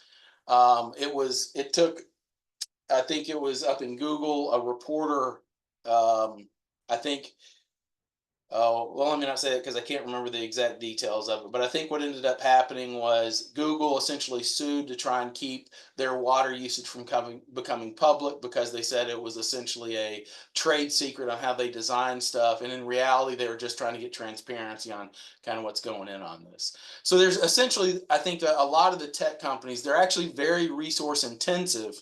And a lot of that is not necessarily the most transparent. Just kind of give you another example on this. Typically, the the lifespan of a data center, right? So, I mean, I'm 41, so I can remember what computers were like in 1999 and 2000, right? The data centers have a similar lifespan that you're going to have to or upgrade each one of those servers every typically 5 to 10 years with new technology, et cetera. So like NVIDIA's got a new Blackwell chip out that's coming out. They have huge orders that come through with that. And those are going to have to essentially go into these existing data centers that's there. Okay. Yeah, I mentioned this earlier, like the economic incentives on the data center, typically politicians will give you property tax abatement, sales tax exemptions, special district financing to get the data center on campus. And I think, or I'm sorry, in the area. And a lot of times I actually don't know why.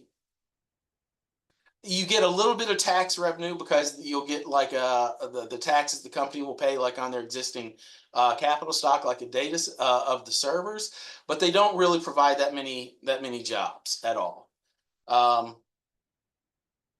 Okay.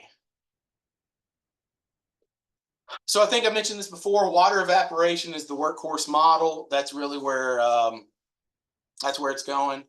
I think a lot of the in the sustainability reports that the companies come out, they'll talk about they're trying to be water positive, and you know I certainly appreciate that about them. The one thing I think is a little bit what's the right word here? Odd about the way they describe it is they do put a lot back into it, or treating the water, trying to put it back in the environment. But if a company, let's say, you know, Meta is going to be water positive, they might take up more water out of Arizona and put some of the water back in Georgia or Huntsville, Alabama, where it is. And the overall effect for the company standpoint, you might be water positive, but it's not going to the same spots as where it did. And so I think that's an area to really kind of keep an eye on. Okay, so I think I've already said all this, guys. I don't really think that there's much on the economic value to the local community. Now, I do think there's, you know, in all fairness, that the AI does kind of enhance productivity. And I think there's kind of this trade-off between the AI. Maybe they're able to use AI to actually figure out a way to have a data center that doesn't use as much water. And so there's kind of trade-offs on this, on the innovation side of it that kind of comes. The other side of it, though, is if you don't want to use water and you want to use air to try and cool everything down, you're going to have to, again, use more power like air conditioning, etc., and stuff like that. Okay. Okay, I think I mentioned this to you before. The price signal is kind of broken. The regulated rates, they're not real markets. A lot of times I think it's local commissions and public utility commissions. Probably a lot of times aren't aware exactly of how much water usage is kind of going to get used. Yeah, I mentioned this before, the exact tariff rates are often a little bit different than what you think. And I do think you don't really have an incentive to try and conserve on the water side. You know, if all of a sudden I knew that every time I did a search into Chat GPT, my water bill would go up a little bit, or electricity bill would go up a little bit, it would be a little bit shocking. Okay, so I think overuse and the hidden stress ends up essentially falling on the local communities. The area I'm kind of concerned that don't know about this right now is actually the agricultural sector. Yeah, because that's an area that seems actively kind of compete for that water that's actually there. Okay, so what recommendations would I make, like for sustainable water in data centers? I think you do need to get some clear and enforceable regulations and permitting that's actually there. And you know, I think that local politicians and local authorities need to have a solid understanding of the intensity of the water, where the water is going, how much is going to be used, what impacts it might have on the local communities, et cetera, and stuff like that. I think trying to incentivize water efficient technologies would go a long way. This is probably, if I could highlight one thing, area that I really think is important is they have to be transparent. I think lack of transparency is one of the biggest problems right now. They kind of, even when they report the water usage, a lot of times they'll have water efficiencies that's a little bit hard to understand. And really what I would like to just know is how much water did you use last year in just a clear, easy to understand metric. I definitely think, making sure that you integrate the data center and water demand into regional planning. This is an issue because a lot of times the grid that you might have in an existing area will be a little bit old and might not be able to handle that. And then for sure, they got to figure out a way to use more of the reclaimed water, and then how that water gets treated, and then what are the downstream effects on that water that's there. Okay. I think this is one of my favorite economists, a guy named Russ Roberts, and he's the president of Shalom College in Israel and associated with the Hoover Institution. But he's got a quote where he says, there are no solutions, there are only trade-offs. And I think that's absolutely true. In this case, every cooling or site choice shifts the burden from one scarce resources to another. Water-free air cooling saves gallons, but raises electricity demand and carbon emissions, especially if the local grid is fossil fuel heavy. So if you put data centers up where I used to be in West Virginia, you might end up just powering that data center with coal. And then second or third, the evaporative towers, low power draw, high efficiency, yet vaporize millions of gallons of potable water each day. So again, I think it's important for companies and the public just to understand what these trade-offs are. I'm not necessarily, I certainly wouldn't want to dictate to anyone which trade-off is more appropriate, but I do think transparency and understanding what the trade-off is, how much water is getting used, and where the actual cost is very important. And that's all I had. I'll be happy to take questions and chat about it, or anything you guys would like to talk about. Well, thank you. Excellent information to have. Yes, it's a conundrum. There's a couple comments here that I will read. But prior to that, I just want to say that even with electric vehicles, which I'm certainly not against, but will never be able to afford, there's the issue of mining for the metals to make the batteries. Do you want to comment on that? Yeah, no, that's 100% true. Like a lot of times cobalt is one of the big ones that they need in those batteries. And the processing of those rare earths is actually very destructive environmentally. Right now, a lot of those rare earths get processed into China. And it incorporates into the EVs. And then obviously it matters what your power source is on those electric vehicles. So like if I was back in West Virginia and they're using coal or fossil fuels, that's a different thing altogether than maybe if you are I don't know, powering your car with solar, your EV with solar in Phoenix. So those two things do make a big difference. Yeah. Well, Richard Freeman made a few comments. As with self-driving vehicles, A1 is an entirely arbitrary and thus usually reckless imposition upon societies. And sadly, transparency does not make for a good business model. Yeah, I would, if you haven't, there's a new book that just came out. It's been all over Amazon, I think, called Careless People. That is kind of an insider's account on Meta or Facebook, kind of when they were kind of coming up through it. And I do think it's what's the Silicon Valley quote or that's there? It's they like to move fast and break things. And I think a lot of times we don't know what those costs are, and then other folks end up paying for that. Yeah, yeah. Can I speak directly on this for just a minute?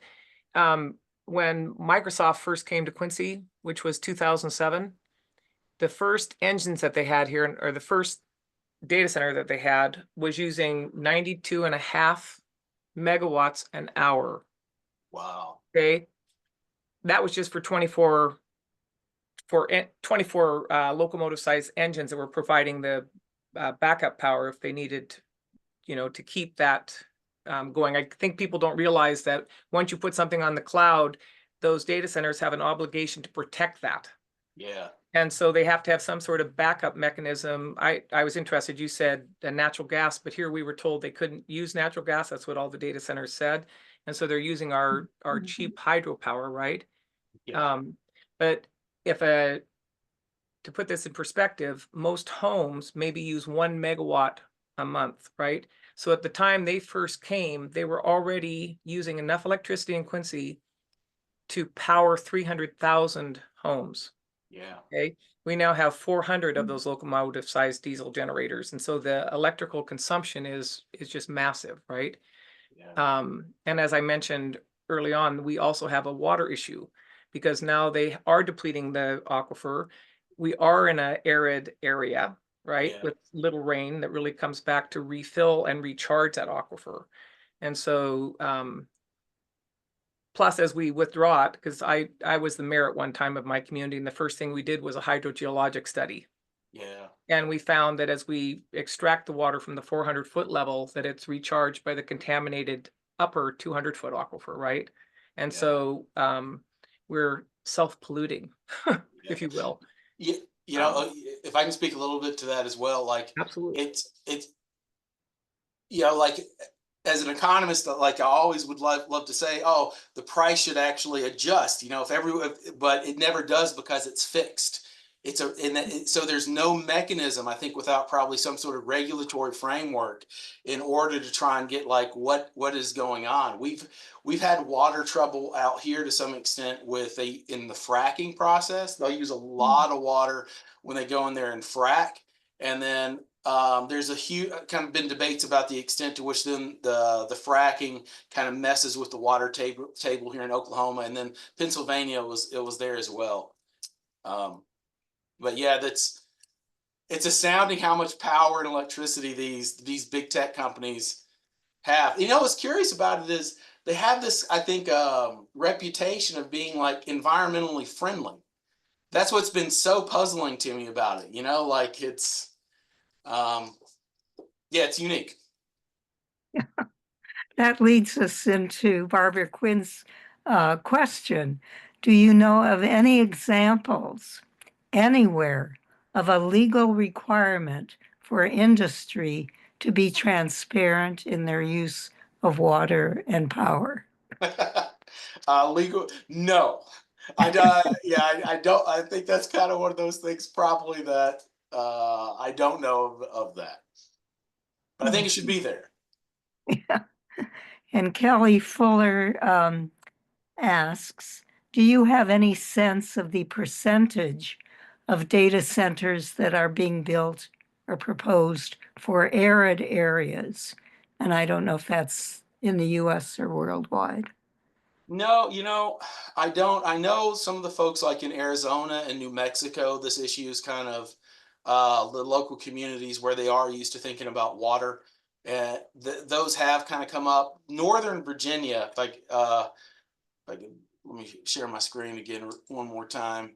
Northern Virginia has really been where a lot of this growth has ended up taking place. Yeah, it's just, I think a lot of them are going along. There's a big pipeline, it's called the Transco pipeline, that runs all along here. And I think Northern Virginia ends up being one of the reasons why a lot of that stuff is there. But yeah, it does kind of seem like they're just doing stuff right now before they know what the costs are. I think Europe is doing a little bit actually better on this. Actually, I'm getting ready to go teach in Italy, so I'm excited about that. But they typically are a little bit better on the regulatory front on the data center and data center usage. And they actually have sometimes a little bit better of environment. It's actually really cool. One of the big cheese exporters, they actually chose to locate their factory near essentially the Italian Alps to take advantage of the natural breeze that came through so they could reduce their energy usage, which I thought was pretty cool. Interesting. Kelly Fuller asks, oh, we already did that one. Sorry. Gina Manders asks, and does the well, you alluded to this, does the fracking cause our increase in more powerful earthquakes in Oklahoma? Yeah, so I'm originally from Alabama. My wife is from Florida, and we woke up. I guess it was about a year and a half ago, and it was a small little earthquake. And I don't know if they're more powerful, but I think they definitely became more frequent with the fracking, especially when they were. I think it was over near Oklahoma City's where a lot of that was going on. It did increase the number of earthquakes with it. Maybe something y'all would find interesting. One of my good friends that I teach with in Italy wrote a book about Venice and in Venice and why Venice is sinking. And what's so interesting about that is or why it's dropping down. The city of Venice, like in Italy. And believe it or not, it was falling because they pulled up water from the water table back in the 60s and the 70s. It actually wasn't rising sea levels. It's actually that the city was going down because they extracted too much out of the aquifer, and they didn't realize that. Yeah, it's a great book. It's a really good book. What's it called?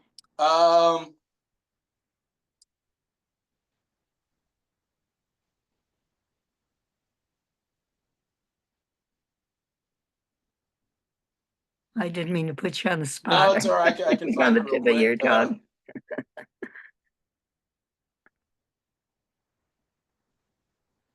That may be true of other areas as well. Yeah, no, that's exactly what I got interested in with it. It was changing essentially the composition in the city fell. Let's see.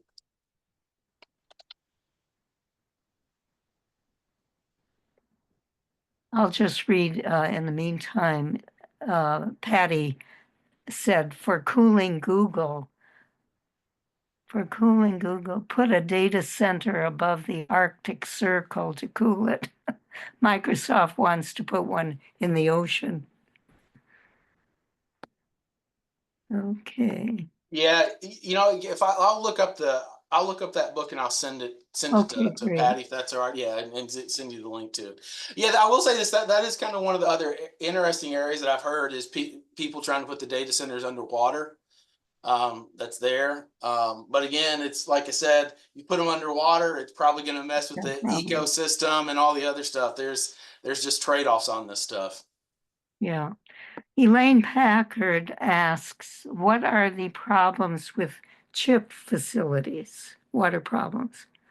So like, is she talking about the fabs, like if they're making the semiconductors? Yeah. Yeah. I don't really know how the water usage on the fabs on that front. My suspicion was it'd be probably a little bit maybe more like the industrial usage, but I just don't have enough knowledge right now to probably comment on that. I'm sorry. Yeah, they're going on in the American West, and of course there's the federal bill to encourage the building of these chip facilities. So yeah, I think I think a lot of that is probably they're trying to bring back those really it's TSMC is the one that does it right now, and then trying to make sure that they have the semiconductors here in the US is what that goal is. But no, I hear you. I'm not sure we know what that is yet. Well, a future book on your end, Eric. Yeah. Are there any other questions or comments? I have one. I was trying to type it in. I'm not a very fast typer. I have to lean way over to do this. As an economist, I was wondering if you or anyone has looked at the cost of like news delivery online versus getting it on a newspaper, right? The power consumption, the water consumption, again, to kind of dispel this notion that the data centers and the cloud are a green technology. I have thought about that, but I have not, because I actually, I was talking to a buddy out here. We were thinking about it in a little bit different context, but I think you'll see where we're going with it. With a lot of the stuff like the EVs and power storage, and when people talk about the different types of fuel that you have, you know, solar obviously is the best, but it's called energy density. Energy density for a lot of the renewables is just a lot lower than the oil and gas or the hydrocarbons. The best is nuclear, believe it or not. The density on nuclear is just incredibly good, you know, and really good bang for your buck if you can get it there. A lot of times, though, the public doesn't necessarily want to grow up next to a nuclear facility. I grew up next to one in Huntsville. Maybe that explains a lot. I don't know, but in so many ways, nuclear is the best. But we were thinking about it in terms of energy storage, how even hydrocarbons are probably, because you just leave it in the ground and it's already stored, you know where it is, versus making batteries, etc., on some of this other stuff. And they don't think about the entire life cycle of the production. But I think like the news and the tweets and what all that stuff, one of the really interesting things I was working with a company in the UK about is even the LLMs that you use, or an AI that I use. Let's say if I do one query, or this probably is going to be the very similar thing on the news cycle, or how you get the news. If I do one query on ChatGPT, there's all these different models that can be used. But in fact, I'll show this to you guys real quick. It's a really, really interesting website, but it's kind of the machine learning. This is kind of the go-to for all the machine learning models. It's called Hugging Face. And when we first started looking at this, there was only about 250,000 on these now. And now there's well over 1.6 million. But if you look at it, the thing I want to focus on, do y'all see where it says 3.5B, 1.6B, right here at 671B? What that actually means is that's telling you the number of parameters that each one of those models are using. And so you might have a model, let's say, that uses 671 billion parameters for an AI. And what that actually does is to train that model, or a query into that model would essentially keep 14 light bulbs on for an hour. And so it's trying to translate a lot of that stuff on the data center usage to how much bottles of water is this if I just do one query into ChatGPT or into Claude, and trying to do a basic, how much water did I just use for that query? And it's kind of shocking. And so like with the company I've been working with in the UK and talking about this, it's been the pricing mechanism is clearly broken in this, because the AI companies are losing money as is. Like the $20 a month that you pay for ChatGPT still is not going to offset the cost to do that, nor are they going to be able to essentially, I think, pay for all these models without charging customers somehow in some way, shape, or form. And anyway, yeah, to answer your question, I think it actually would be a lot better across the board using an old school newspaper. And if I can do one more plug on this, there's a psychologist up at NYU who's talked a lot about, his name's Jonathan Haidt, is talking about phone-free like childhood. So I have an 8-year-old and a 6-year-old.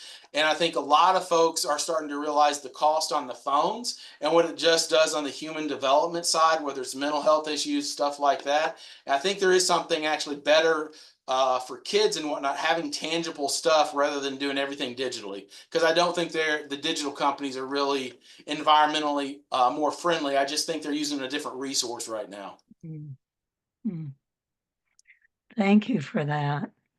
Doris Weller, one of our board members,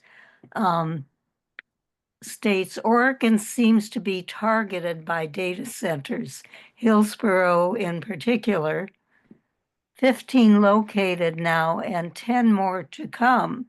Local companies have been totally untransparent about I don't know if that's electric uses, as they want to increase transmission lines, even trying to put through new lines through protected forest park. Awareness about water and electric uses seem to be totally lacking in this case. And then she also says, do you have a suggestion in your book to inform political will and public education? I don't have a book, although I have a sabbatical, and I might end up working on something like this. I do actually think, I guess from an econ standpoint, as far as getting the word out, there's obviously like, like public events and stuff like that that you can do. But I actually think also it's really important to make sure that even other industries that use water a lot or water intensive, I think that's probably the best angle, like making sure the agricultural sector understands the water usage and stuff that's kind of going on like that. Because these companies, I mean, I think it was a reporter who there's some really good lawyers out of UC Berkeley, I think, that were working on this.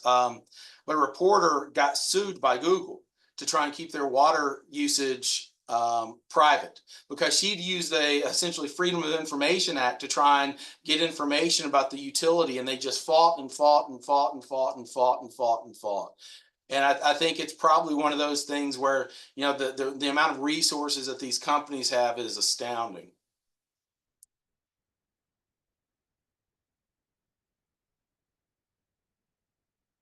Oh, I'm sorry, I can't hear you, Darlene. That's because I'm on mute. Uh, Kelly Fuller states, and I'm going to add to this, if anyone considers nuclear power, please also look at the impacts of the mining and milling of its fuel on local communities, who very often are indigenous. There's a long and tragic history of the health impacts to those communities from past U.S. mining that still has not been reckoned with. And what I would add on is a major reason people oppose nuclear is because of the waste. Where are you going to put it? Nobody wants it. And it takes millions or thousands of years to even a half-life to lessen. Yeah, it's such a hard problem. I mean, you run into the physics on the energy density on this stuff. I think a buddy and I, when I was running the energy center here at Tulsa, we thought that kind of the moonshot for our generation is really trying to figure out how to generate power with lower environmental and carbon cost. It's a hard problem. Well, conservation would help. I agree. Yeah, I agree. Sure help on water and energy, anything. And Doris asks, we hear there are health problems living near data centers. Do you address that issue? Yeah, I don't know anything about that, to be honest with you. The health effects and stuff like that. That's just that's out of my pay grade. It'd be interesting to look at, but I just don't have any medical background at all. I'm sorry. Well, that concludes our questions and comments. Any last one? Yes. Patty says, has anyone looked at the cost of disposal of the waste generated by data centers, liquid batteries, servers, etc.? The waste. Yeah, that's what I haven't seen anybody that has looked at that yet. I mean, but thing I've been real curious about is what happens to all these lithium batteries, ion batteries, like in laptops and all that stuff. Where does it end up going? And I think with probably the data centers, it's huge. I don't know if they can recycle some of those parts or break them back down, but I don't know. Yeah. I've been inside one of the locomotive size diesel generator containers, right? And they are lined with liquid NiCad. I think they're nickel cadmium batteries, right? Which they must have a life expectancy and then need to be disposed of, right? I think that there's so many, you talk about transparency. I think there are so many pieces of the puzzle that go with data centers that nobody fully knows what to expect when they're coming. And where I live, the city has done a DNS or a determination of non-significance every time. Yeah. Not looking at the water usage or the air pollution that can come off of it. I mean, you have the potential for Legionnaire's disease if the vapor is not properly treated with bactericides. And then you've got whatever the bactericide is that you're breathing with the vapors, right? Yeah. Anyway, I just was wondering if anyone has really looked at the cost of the waste disposal from this industry? I haven't seen the waste disposal on that. I think it's a little bit of a different angle. But I really think it's worthwhile checking out the Jonathan Haidt. He kind of goes after, really, it's a little bit more the social media and the phone free type stuff for like kids. And then there's another a lady at Stanford, professor, who wrote a book called Dopamine Nation. And it really was kind of the way on the tech and the way that it kind of not all social media, but just how tech has maybe not been the best for human health, just kind of across the board. Because I do think the cloud and the data centers are how all those things really operate, you know. And I think you could definitely see, we had a paper that came out a couple years ago on the rise in ADHD cases, and looks like there was a structural break that occurred when the iPhone came out and stuff like that. That's there. Yeah, yeah. And lastly, well, we're going to cut it off after Kelly, but Richard Freeman said basically that all of this is sheer self-interest and arrogance on our part, or on corporations' part. What do we really need versus what do we want? Yeah. And then Kelly, it's really important that the data center batteries be recycled so that the minerals don't have to be remined. This will reduce impacts to mining communities in the US and global South.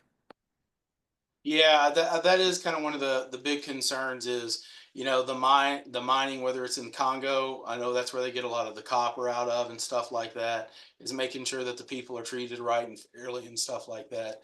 I know that's definitely been a problem. Well, thank you very, very much. It's been very enlightening, and we'll look to the future for your future work. All right, well, thank you guys for hosting me. It was really It'll nice go on chatting and for a meeting with you. while. Yep. Yeah. Yep. Enjoy your time in Europe. Will do. Thanks, Yeah. guys. We're Yeah. jealous. Thank you. Thank you very much. And I am next. And Patty's going to put up the presentation. I'm very pleased to introduce to you Professor David Striffling. He's Associate Professor of Law and Director of Water Law and Policy Initiatives in Marquette University Law School. He's also faculty advisor to the Environmental Law Society. Just a moment. I'm losing my voice there.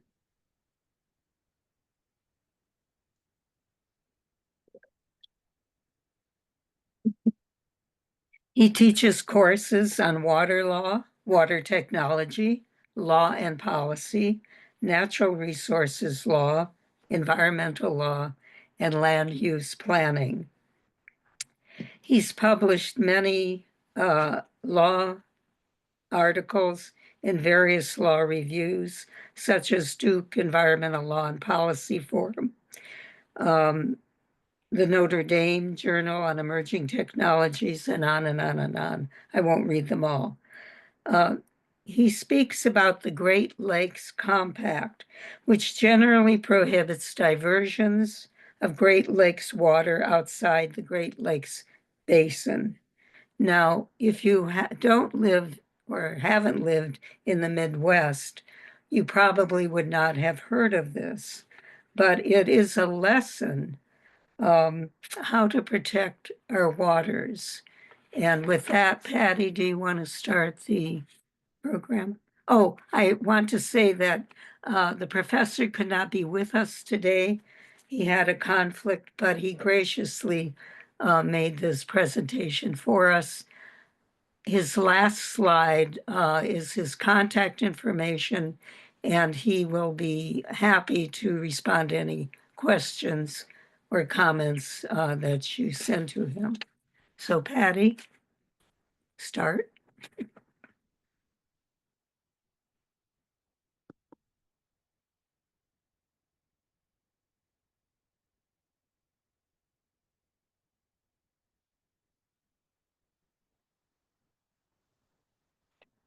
Can you press the sound?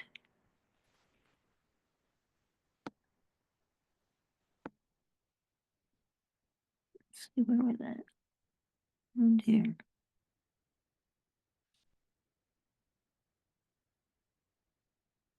Well, we're not hearing anything, Patty. Let's try this again. Mhm. From Marquette University Law School Now, did you hear it? Yes. Okay. in Milwaukee, Wisconsin, and I send you greetings. I want to thank the organizers of the summit, both for inviting me to speak with you today and also for allowing me to appear in this pre-recorded form.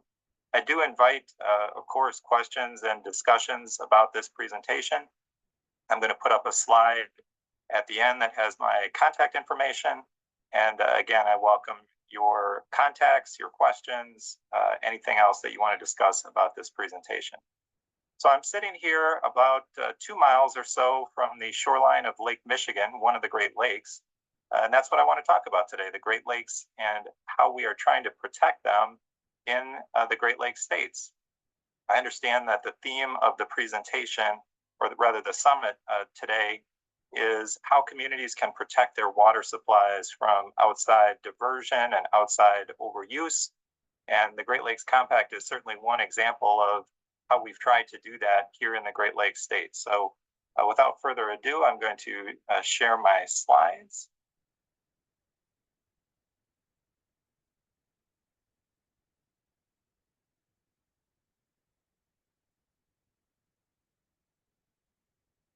And before I really get going on the presentation, I do want to say a little bit about the Marquette University Law School Water Law and Policy Initiative. I always try to give a plug for our work whenever I'm presenting. No, when I I'm get not asked sure to why they're roll doing out, it. They didn't. there are really 4 different Oh. buckets or activities that we do. One, of course, is internships, classes, other opportunities for our students. Second is research. We do a variety of research projects, academic projects, that is. Some are grant funded, others are independent work. We collaborate with a number of folks inside and outside of the university here who are similarly interested in water issues and water policy. And then we host a variety of public events. All of them are free. All of them are open to the public. Some are virtual, some are in person. I understand that most of you folks are located in the Pacific Northwest, so you'd probably be more interested in the virtual variety, and we certainly do have some of those. So if you'd like to get on our mailing list for any of those events, just send me an email, david.stripling@marquette.edu, and I'll be happy to do that. Okay, so the Great Lakes. I certainly understand that you probably have heard of them and have some familiarity with them, but even for those of us who live here in the basin, the size and scale of the Great Lakes is really vast and almost difficult to grasp. So I just want to share a few quick facts about them. Together, they contain about 6 quadrillion gallons of fresh water. That's enough to submerge the continental US in almost 10 feet of water. It also makes the Great Lakes the largest system of surface freshwater in the world, containing 20% of the freshwater in the entire world, 90% of freshwater in North America. However, the Great Lakes currently provide drinking water to only about 10% of the US population. And that's a theme that I want to come back to throughout the presentation, whether it makes sense to treat the Great Lakes as a regional resource for those of us here in the Great Lakes Basin, or whether they should be used on a more national scale and scope. There are about 94,000 square miles of surface area, 11,000 miles of shoreline, and the basin encompasses parts of 8 states and 2 Canadian provinces. So about 34 million people live here in the Great Lakes Basin. One thing I do want to point out looking at the map, well, a couple of things. First, the Great Lakes Basin is exceedingly narrow in some of the Great Lakes states. Look at my state of Wisconsin. about 2/3 of our state is outside the Great Lakes Basin, even though we're thought of as a Great Lakes state. Indeed, the only state that is entirely within the Great Lakes Basin is Michigan. And in some places, like in Chicago, as you can see near the southern tip of Lake Michigan, the basin is razor thin. And as I talk about some of the controversies that have arisen around the Great Lakes Compact, that certainly comes into play. So more on that to come. But it's not just about use of the Great Lakes. It's also about scenic beauty. This is a beautiful scene from Lake Superior, one of the 5 Great Lakes. And on the next slide here, I've got a scene from Lake Michigan. Again, that's the Great Lake that is nearest to where I sit today. But again, one of the questions for us is, how should we manage this incredible resource? How should we govern it? Is it a national resource? Is it a regional resource? Is it a state resource? It has some aspects of all of the above. It's been governed in all of those different ways over the years.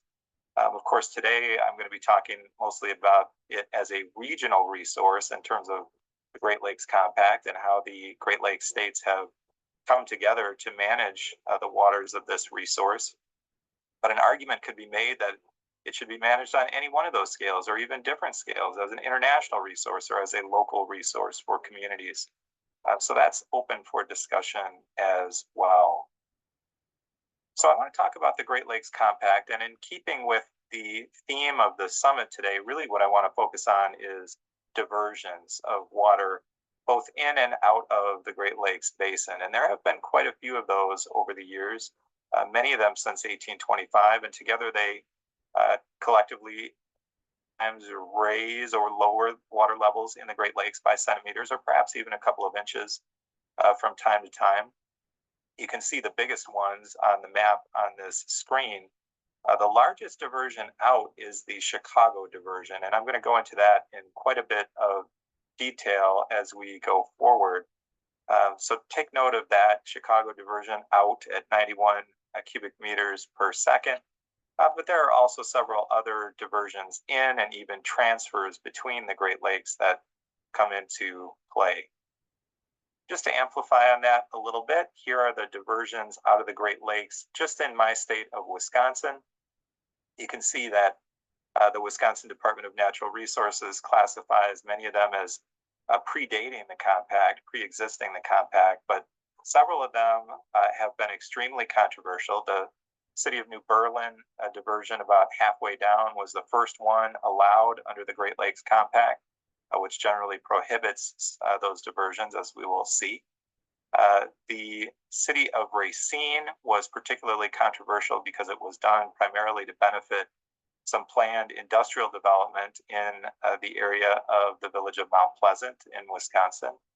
And the city of Waukesha was particularly controversial because the city lies entirely outside the Great Lakes Basin, but it's within a county that straddles the Great Lakes Basin line, which, as we'll see, is an important distinction under the compact. So lots of diversions in and out. But what I want to go to next is some historical background on how and why we ended up with the Great Lakes Compact, why the Great Lakes states thought it to be necessary, and how this agreement came together, because I don't think it would happen today with the current political climate.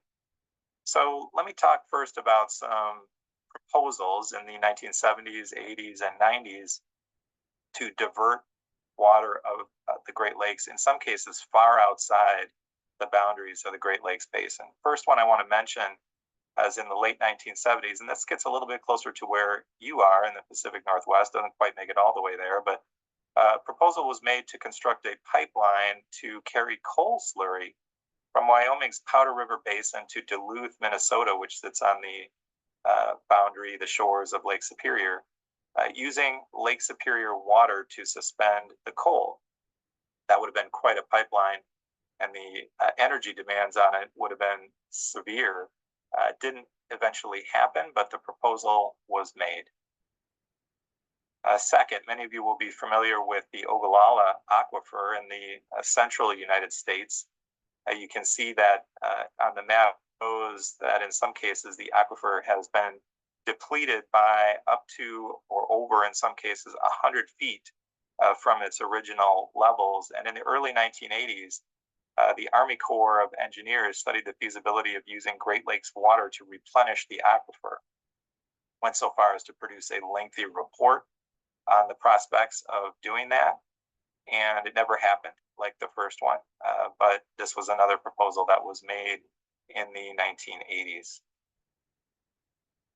One of the key drivers for the adoption of the compact was a proposal to ship Lake Superior water to private customers elsewhere in the world that actually did receive an approved permit from Ontario. I'm not sure how this would have been scaled up. It certainly would have required a lot of tankers to do it at anything approaching a manageable scale, or an economical scale, I should say. But this was something that really woke folks up here in the Great Lakes as to the dangers of diversion of Great Lakes water outside the Great Lakes Basin. In 2007, Bill Richardson, who I believe was the governor of New Mexico at the time, was a presidential candidate and suggested that the Midwestern states awash in water should discuss a new water policy with the Western states. And that was right around the time that the Great Lakes Compact was being written, being signed, being adopted here in the Midwest. And so this too rang some alarm bells and helped to propel the compact across the finish line.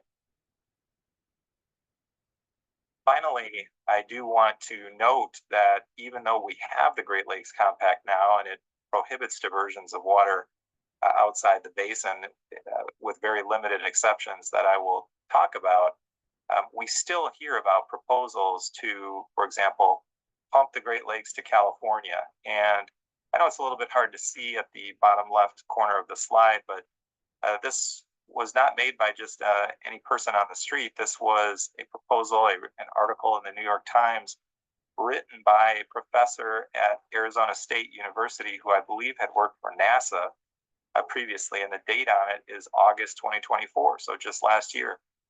Even though we've had the Great Lakes Compact for almost 2 decades now, there are still proposals being made to pump the Great Lakes, say, to California. And most recently, President Trump has challenged some of the agreements, shared water agreements between the US and Canada.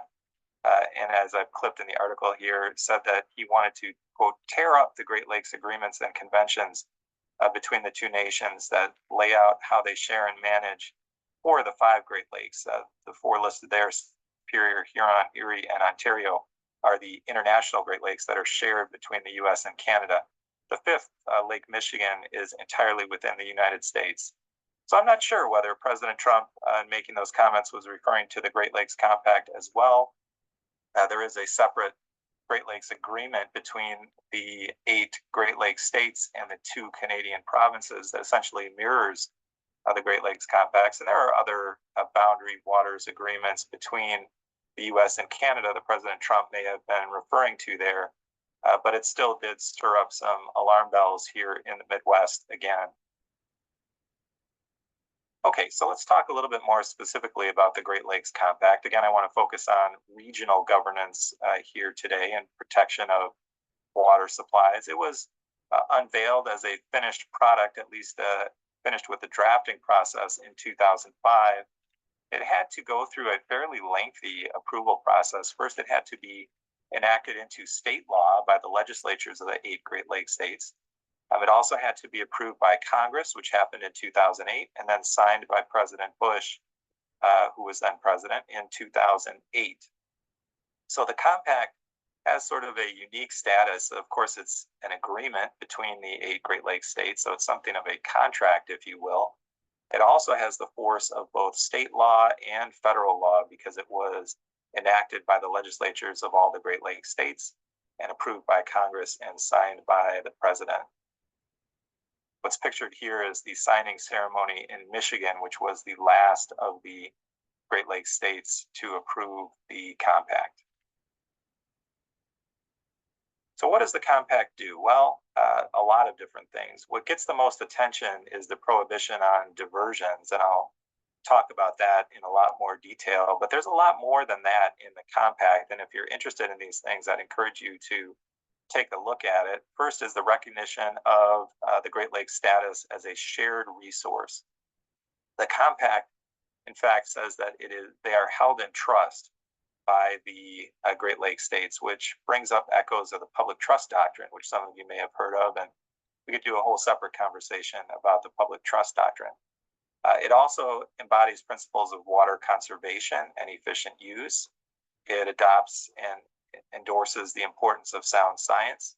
And then the last one is what I'll talk the most about and what everyone has really heard about with respect to the Great Lakes Compact, which is when and how to allow diversions outside the basin. And really what the compact does is to prohibit diversions outside the Great Lakes Basin, except in very limited circumstances, which I'll get into momentarily. I don't want to ignore, though, this point about water conservation and efficiency, because I think that should remain a part of the conversation, whether you're in the Great Lakes states or the Pacific Northwest or anywhere in between. I've copied here an image of the Wisconsin Department of Natural Resources rules on water conservation and water use efficiency that apply within the Great Lakes. So not really the subject of the presentation today, but I do want to note that the states in the compact agreed to develop these programs related to water conservation and efficiency, and also to periodically study and report on water usage within the Great Lakes Basin. So some really valuable data has been generated over the years, the past couple of decades under the Great Lakes Compact about how we are actually using Great Lakes water. Okay, so back to the prohibition on diversions. Again, generally under the compact, new or increased diversions of Great Lakes water outside the Great Lakes Basin are prohibited by the compact with very limited exceptions. So let's talk about what those exceptions are. One is for communities that straddle the basin boundary or straddle the basin line. In other words, they are communities that are partly within and partly outside the Great Lakes Basin. So those types of diversions are seen as a little bit less controversial. They can be approved by the states alone at the state level. So a diversion to a straddling community in Wisconsin can be approved simply by the Wisconsin DNR without approval required, at least formally, from the other Great Lakes states, unless it results in a consumptive use of 5 million gallons per day or more. The community has to show that the need for the diversion can't be avoided through conservation and efficient use of their existing water supplies. And they have to return the water to the basin after use, after treatment as well, as long as it was not consumed in the use process. So that's one exception to the ban on diversions.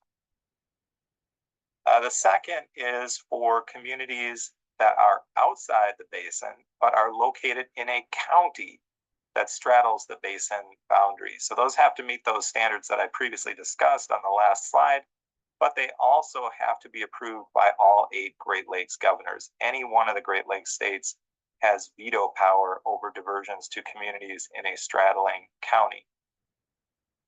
Beyond that, in terms of community water supply, that's it. If you are not in a straddling county, at least a county that straddles the basin line, you cannot even apply to divert Great Lakes water outside the Great Lakes Basin. So Kansas or Phoenix or Los Angeles or anywhere else outside the basin line cannot even apply for a diversion of Great Lakes water.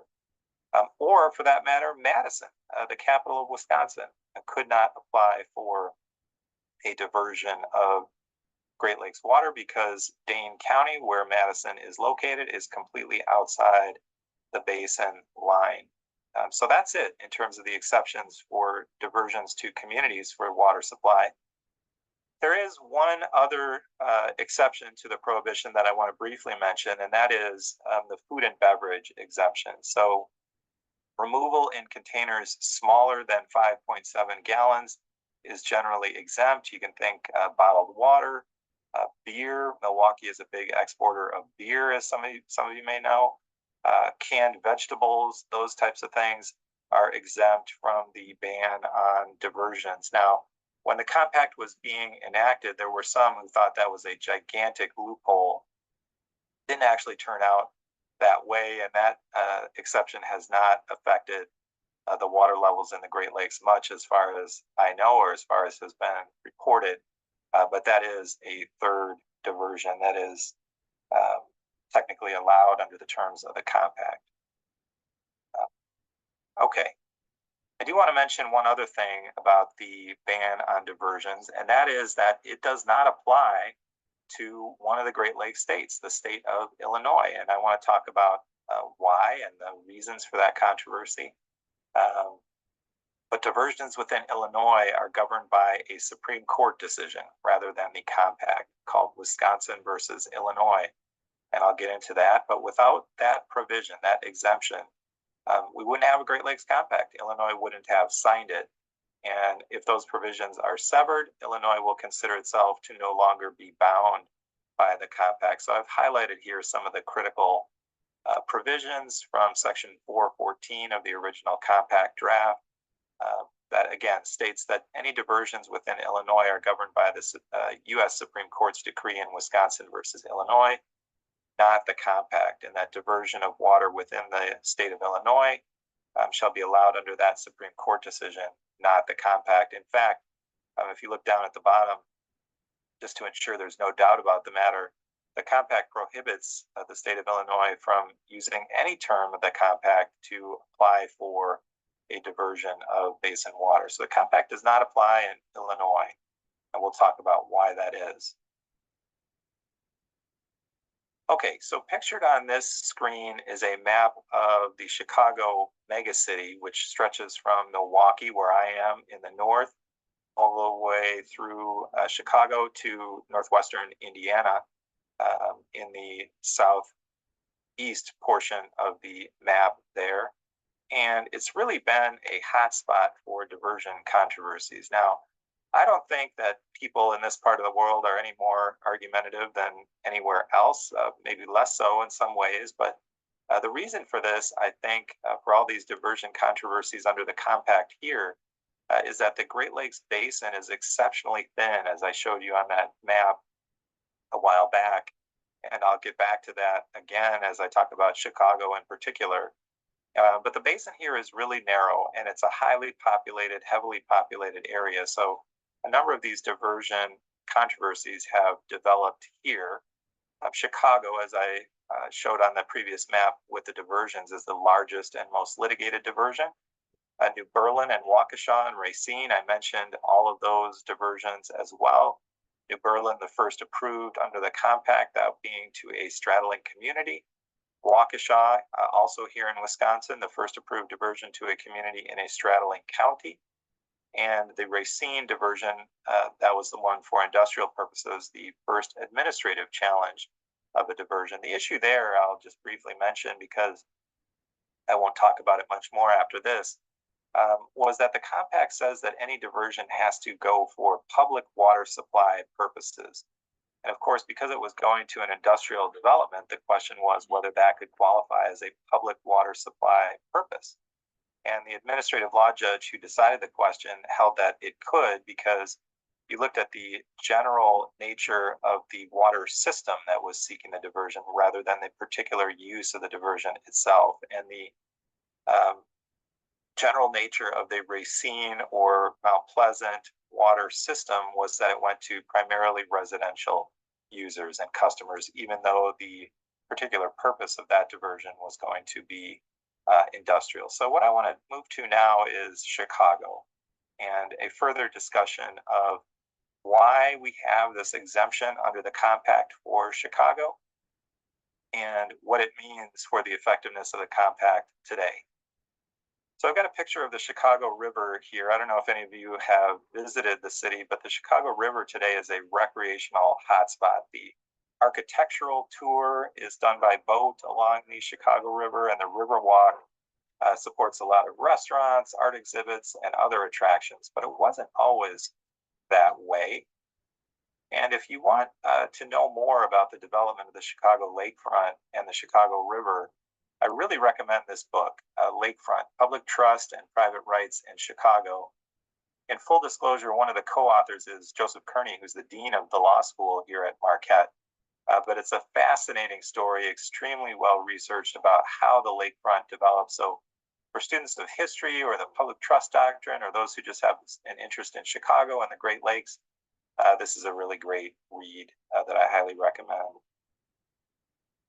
So going back to my comment that the Chicago River was not always a recreational amenity, towards the end of the 19th century, as Chicago was growing into a major city, we didn't have the Clean Water Act, we didn't have the Safe Drinking Water Act, and the river was slowly becoming an open sewer. Residents and industry in the city dumped waste into the river. It fed directly into Lake Michigan, as I'll show on some maps in a few slides.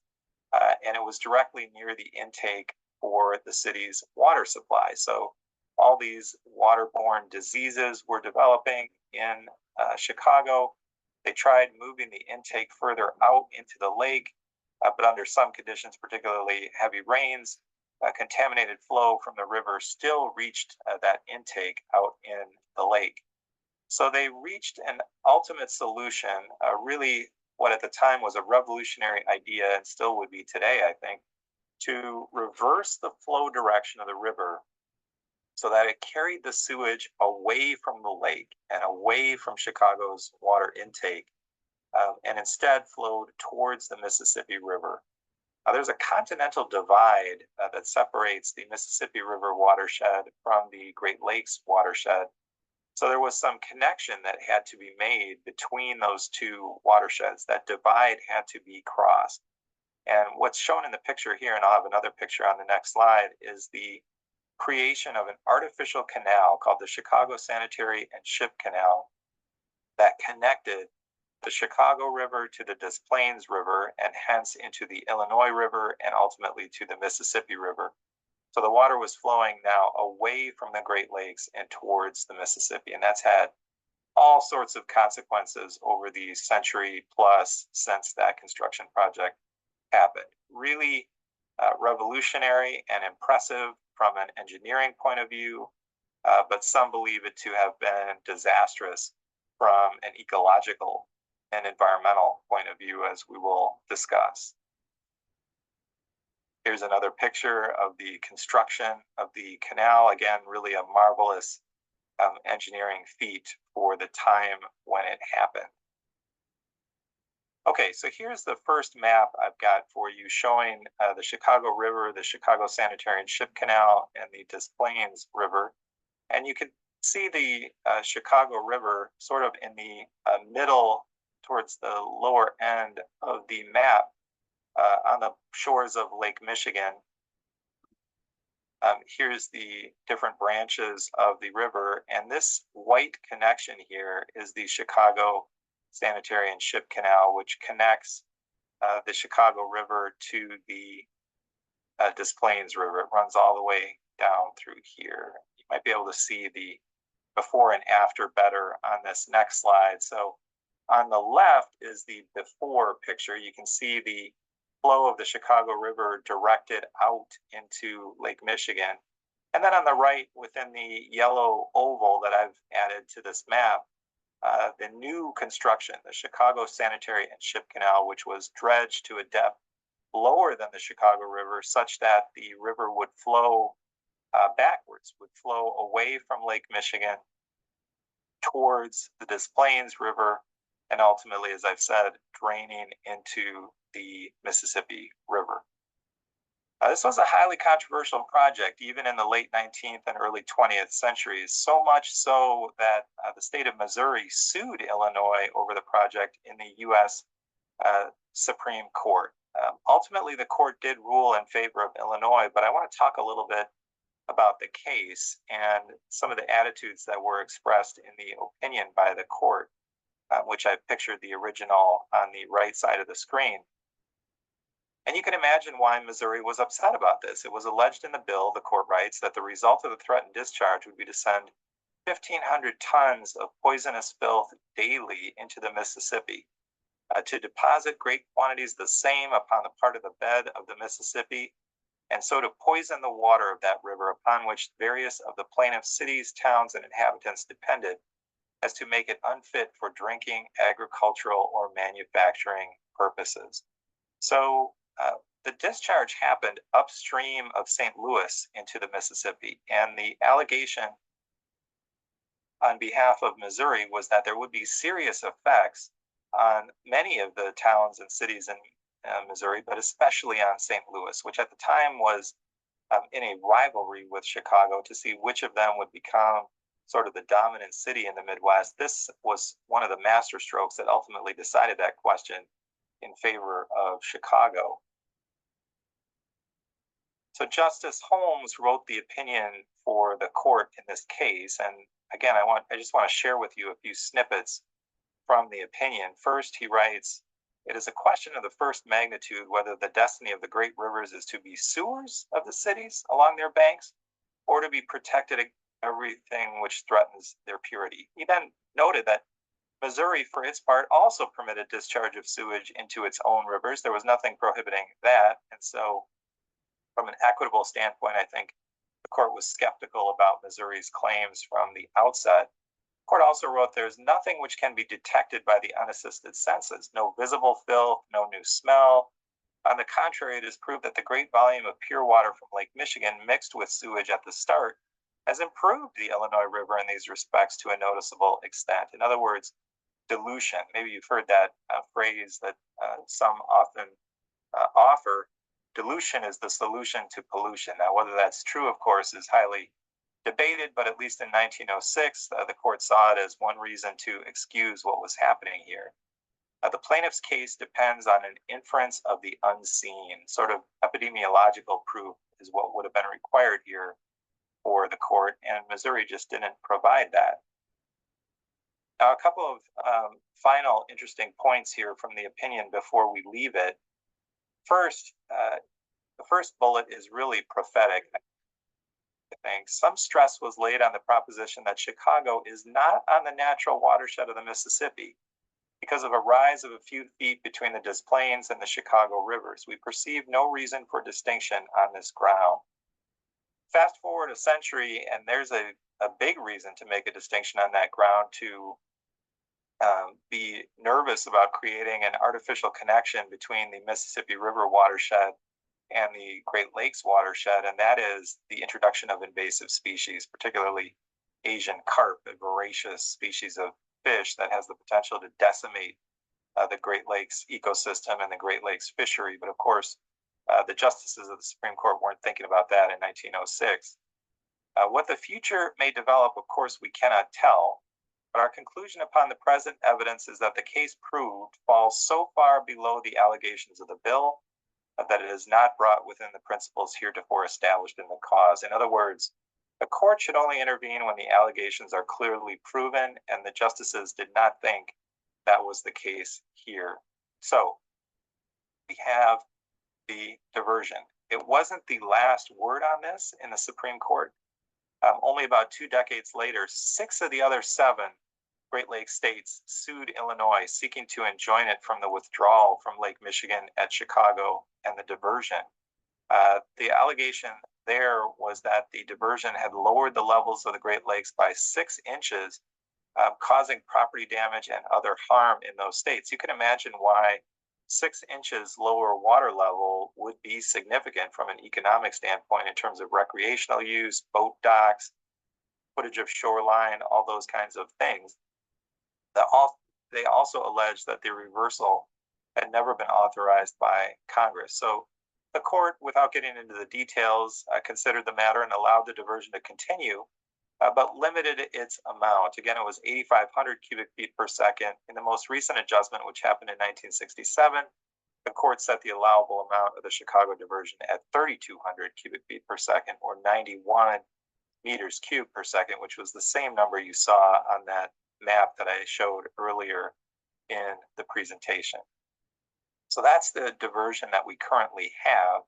And that's the reason why Chicago and the state of Illinois could not agree to the Great Lakes Compact, because it wanted this diversion to be enshrined in the compact and cemented without any suggestion that future diversions would be governed by the compact instead of by this Supreme Court decree. I do want to briefly note that the Supreme Court retains jurisdiction over the decree, and every now and then one or another state moves to reopen it. And most recently it was Michigan in 2010, which moved to reopen the decree on the grounds that the diversion constituted a public nuisance by allowing the introduction of harmful aquatic invasive species into the Great Lakes. As I said, those are the Asian carp jumping out of the water in that picture below, and the court denied that request. Again, that's a conversation for another day, the ecological dangers of creating a connection between two major watersheds where none existed before. Okay, so for the rest of the presentation, I want to talk about the current diversion controversy in the Great Lakes Basin and with respect to the Great Lakes Compact, and that has to do with the city of Joliet, Illinois, which is about 30 or 40 miles southwest of Chicago. It's got a population of 150,000, which makes it the third largest city in Illinois, and uses as its water source a deep groundwater aquifer, which, as we'll see, is quickly drying up. So this will give you a sense of where Joliet is on the map. If you look at the large scale map of Illinois on the right hand side, it's shaded in the two counties shaded in red is where Joliet is. It's between Kendall County on the left and Will County on the right. It's actually the county seat of Will County, and you can see the location of the city shaded on the blow up portion of the map on the left. So again, Joliet was drawing water from a deep underground aquifer, and the thought was that it could continue to do so for a long time. But in about the mid-2010s, scientists noticed that the aquifer was drying up a lot more quickly than what had originally been thought, and accelerated the date of predicted depletion to as soon as 2030, according to some predictions. And you can see this on the map to the right from this Illinois State Water Survey study or paper from about that time frame. Shows serious depletion of the aquifer in Kendall or Will County, right around the area where Joliet is. And if you look at those big withdrawals on the left-hand pane of the images, you can see that some of the biggest withdrawals are right in the area of Joliet. So Joliet began to search for an alternative water source, looked at about a dozen, maybe 14 options, and ultimately settled on pursuing the purchase of Lake Michigan water from the city of Chicago. So talked a little bit already about the Chicago diversion, which is set at 91 cubic meters per second, or 3,200 gallons per day. Go back to that slide.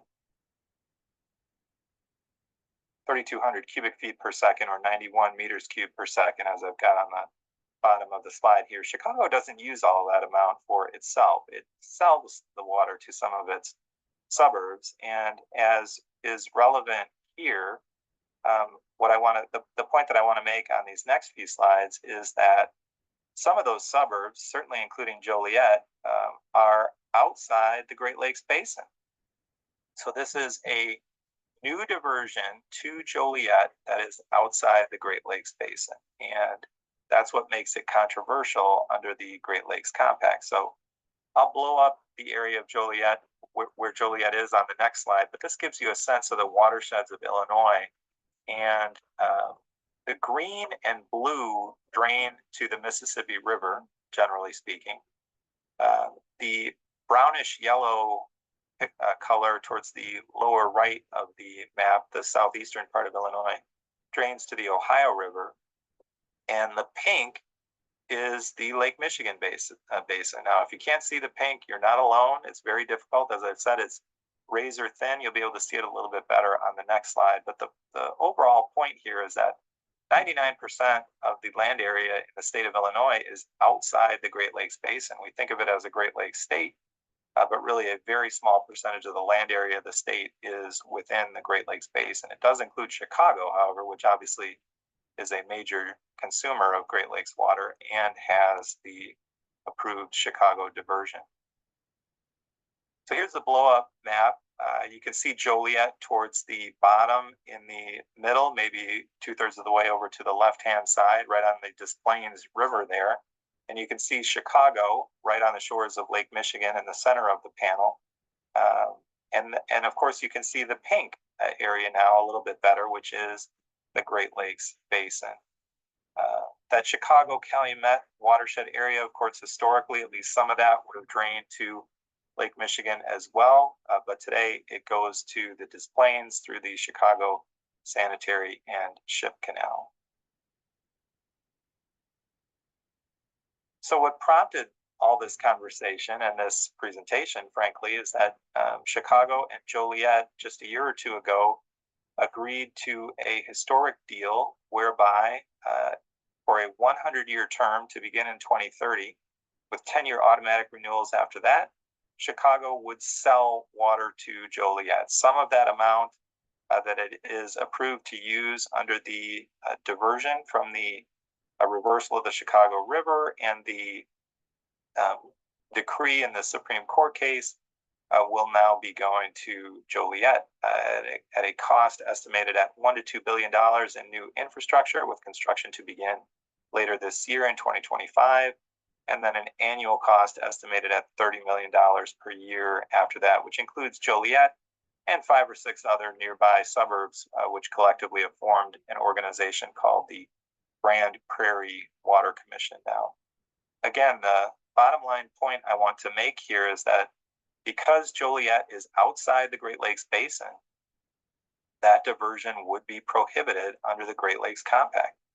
Joliet is not a straddling community. It's not within a straddling county. So this diversion would not be allowed if it were subject to the Great Lakes Compact.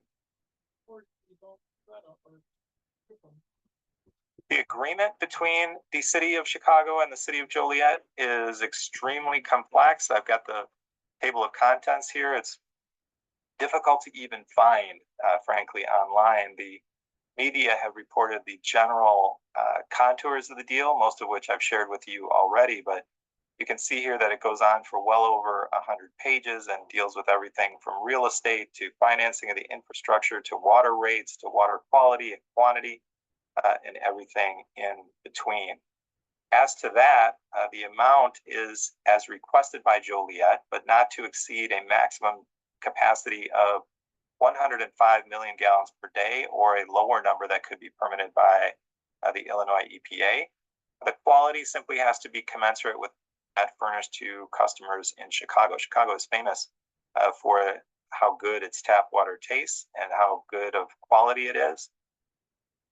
And so the provision in the agreement simply states that the quality of the water furnished to Joliet has to be commensurate with that furnished to customers in Chicago. So this has been pitched as sort of a win-win in that it will create a new revenue stream for Chicago, that the Grand Prairie Water Commission will instantly become Chicago's second largest water customer. And at the same time, it's not just a business decision, it is solving a water supply problem for 250,000 people. Chicago is providing a stable water supply, a clean water supply to everyone in Joliet and the others suburbs who have formed the Grand Prairie Water Commission in the wake of Flint and other controversies where we have not done that. This seems to be a laudable outcome here, especially given that it is a small percentage of Chicago's allocation under the Supreme Court case. And Chicago has certainly said and promised that the deal will not affect its commitment to be a good steward of Great Lakes water. That said, it does have its critics. This headline was from the Cleveland Plain Dealer, and similar headlines were echoed in a number of newspapers and journals in the Great Lakes cities, that this is something of a warning for the Great Lakes Compact, that it is individually sustainable, but maybe the first break in the armor of the Great Lakes Compact that could be a slippery slope that could be collectively disastrous in years to come. Also, according to some, Chicago is profiting here from its ecologically disastrous decision to reverse the flow of the Chicago River more than a century ago. That has created all these consequences and controversies, whether that be the invasive species angle, the ecological piece of this, or the diversion aspect out of the Great Lakes Basin. Water demand is going to continue to increase, not just in Joliet, but everywhere. We see that in the increasing number of applications for diversions under the compact. So this may not be the end of the story.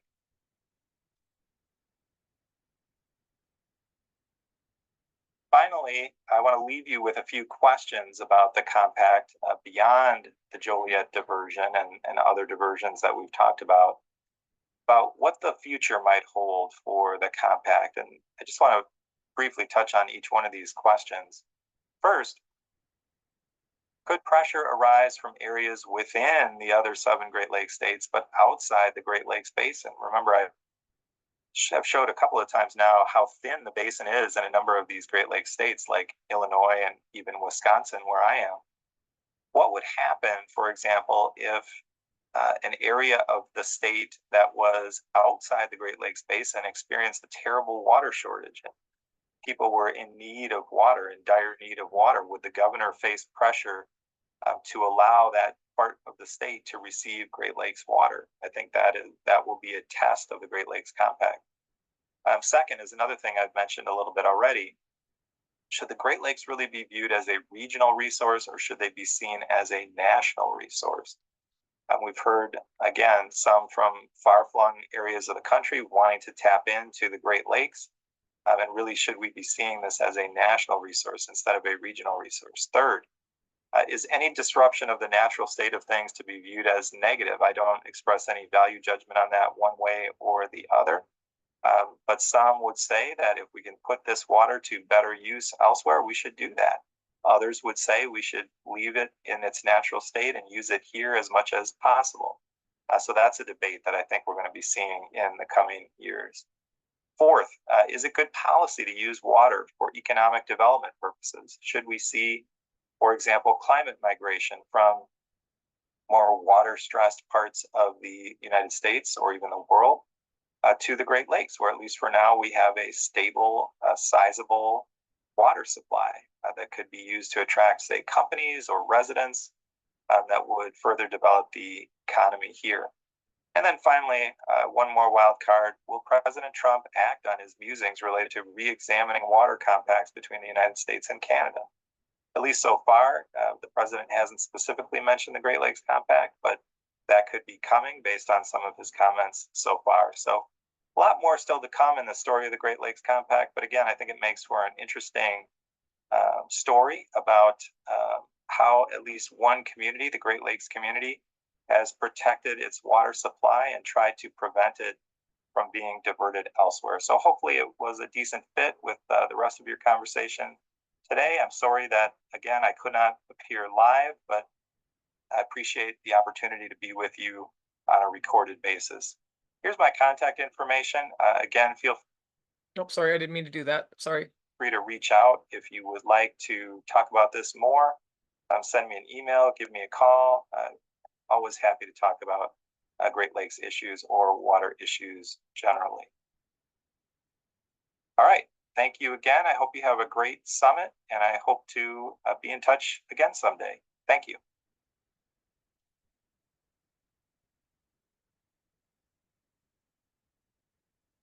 That was very informative.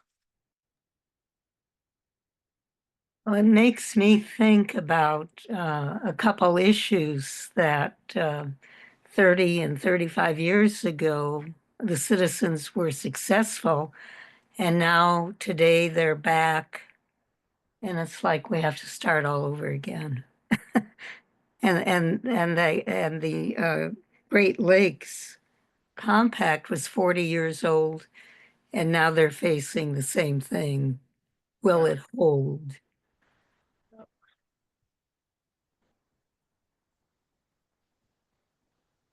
Well, that is our summit for this year. And for all of those of you that came, I will be sending out contact information on the speakers, plus the promised 30% discount on the book written by Dr. Professor Jaffe. So unless there are any questions for myself or any of the board members, this concludes our 2025 summit. So thank you everyone for coming. Rebecca says thank you. Yep, you're welcome. Okay. All right, I'm going to go ahead and end the meeting for everyone then.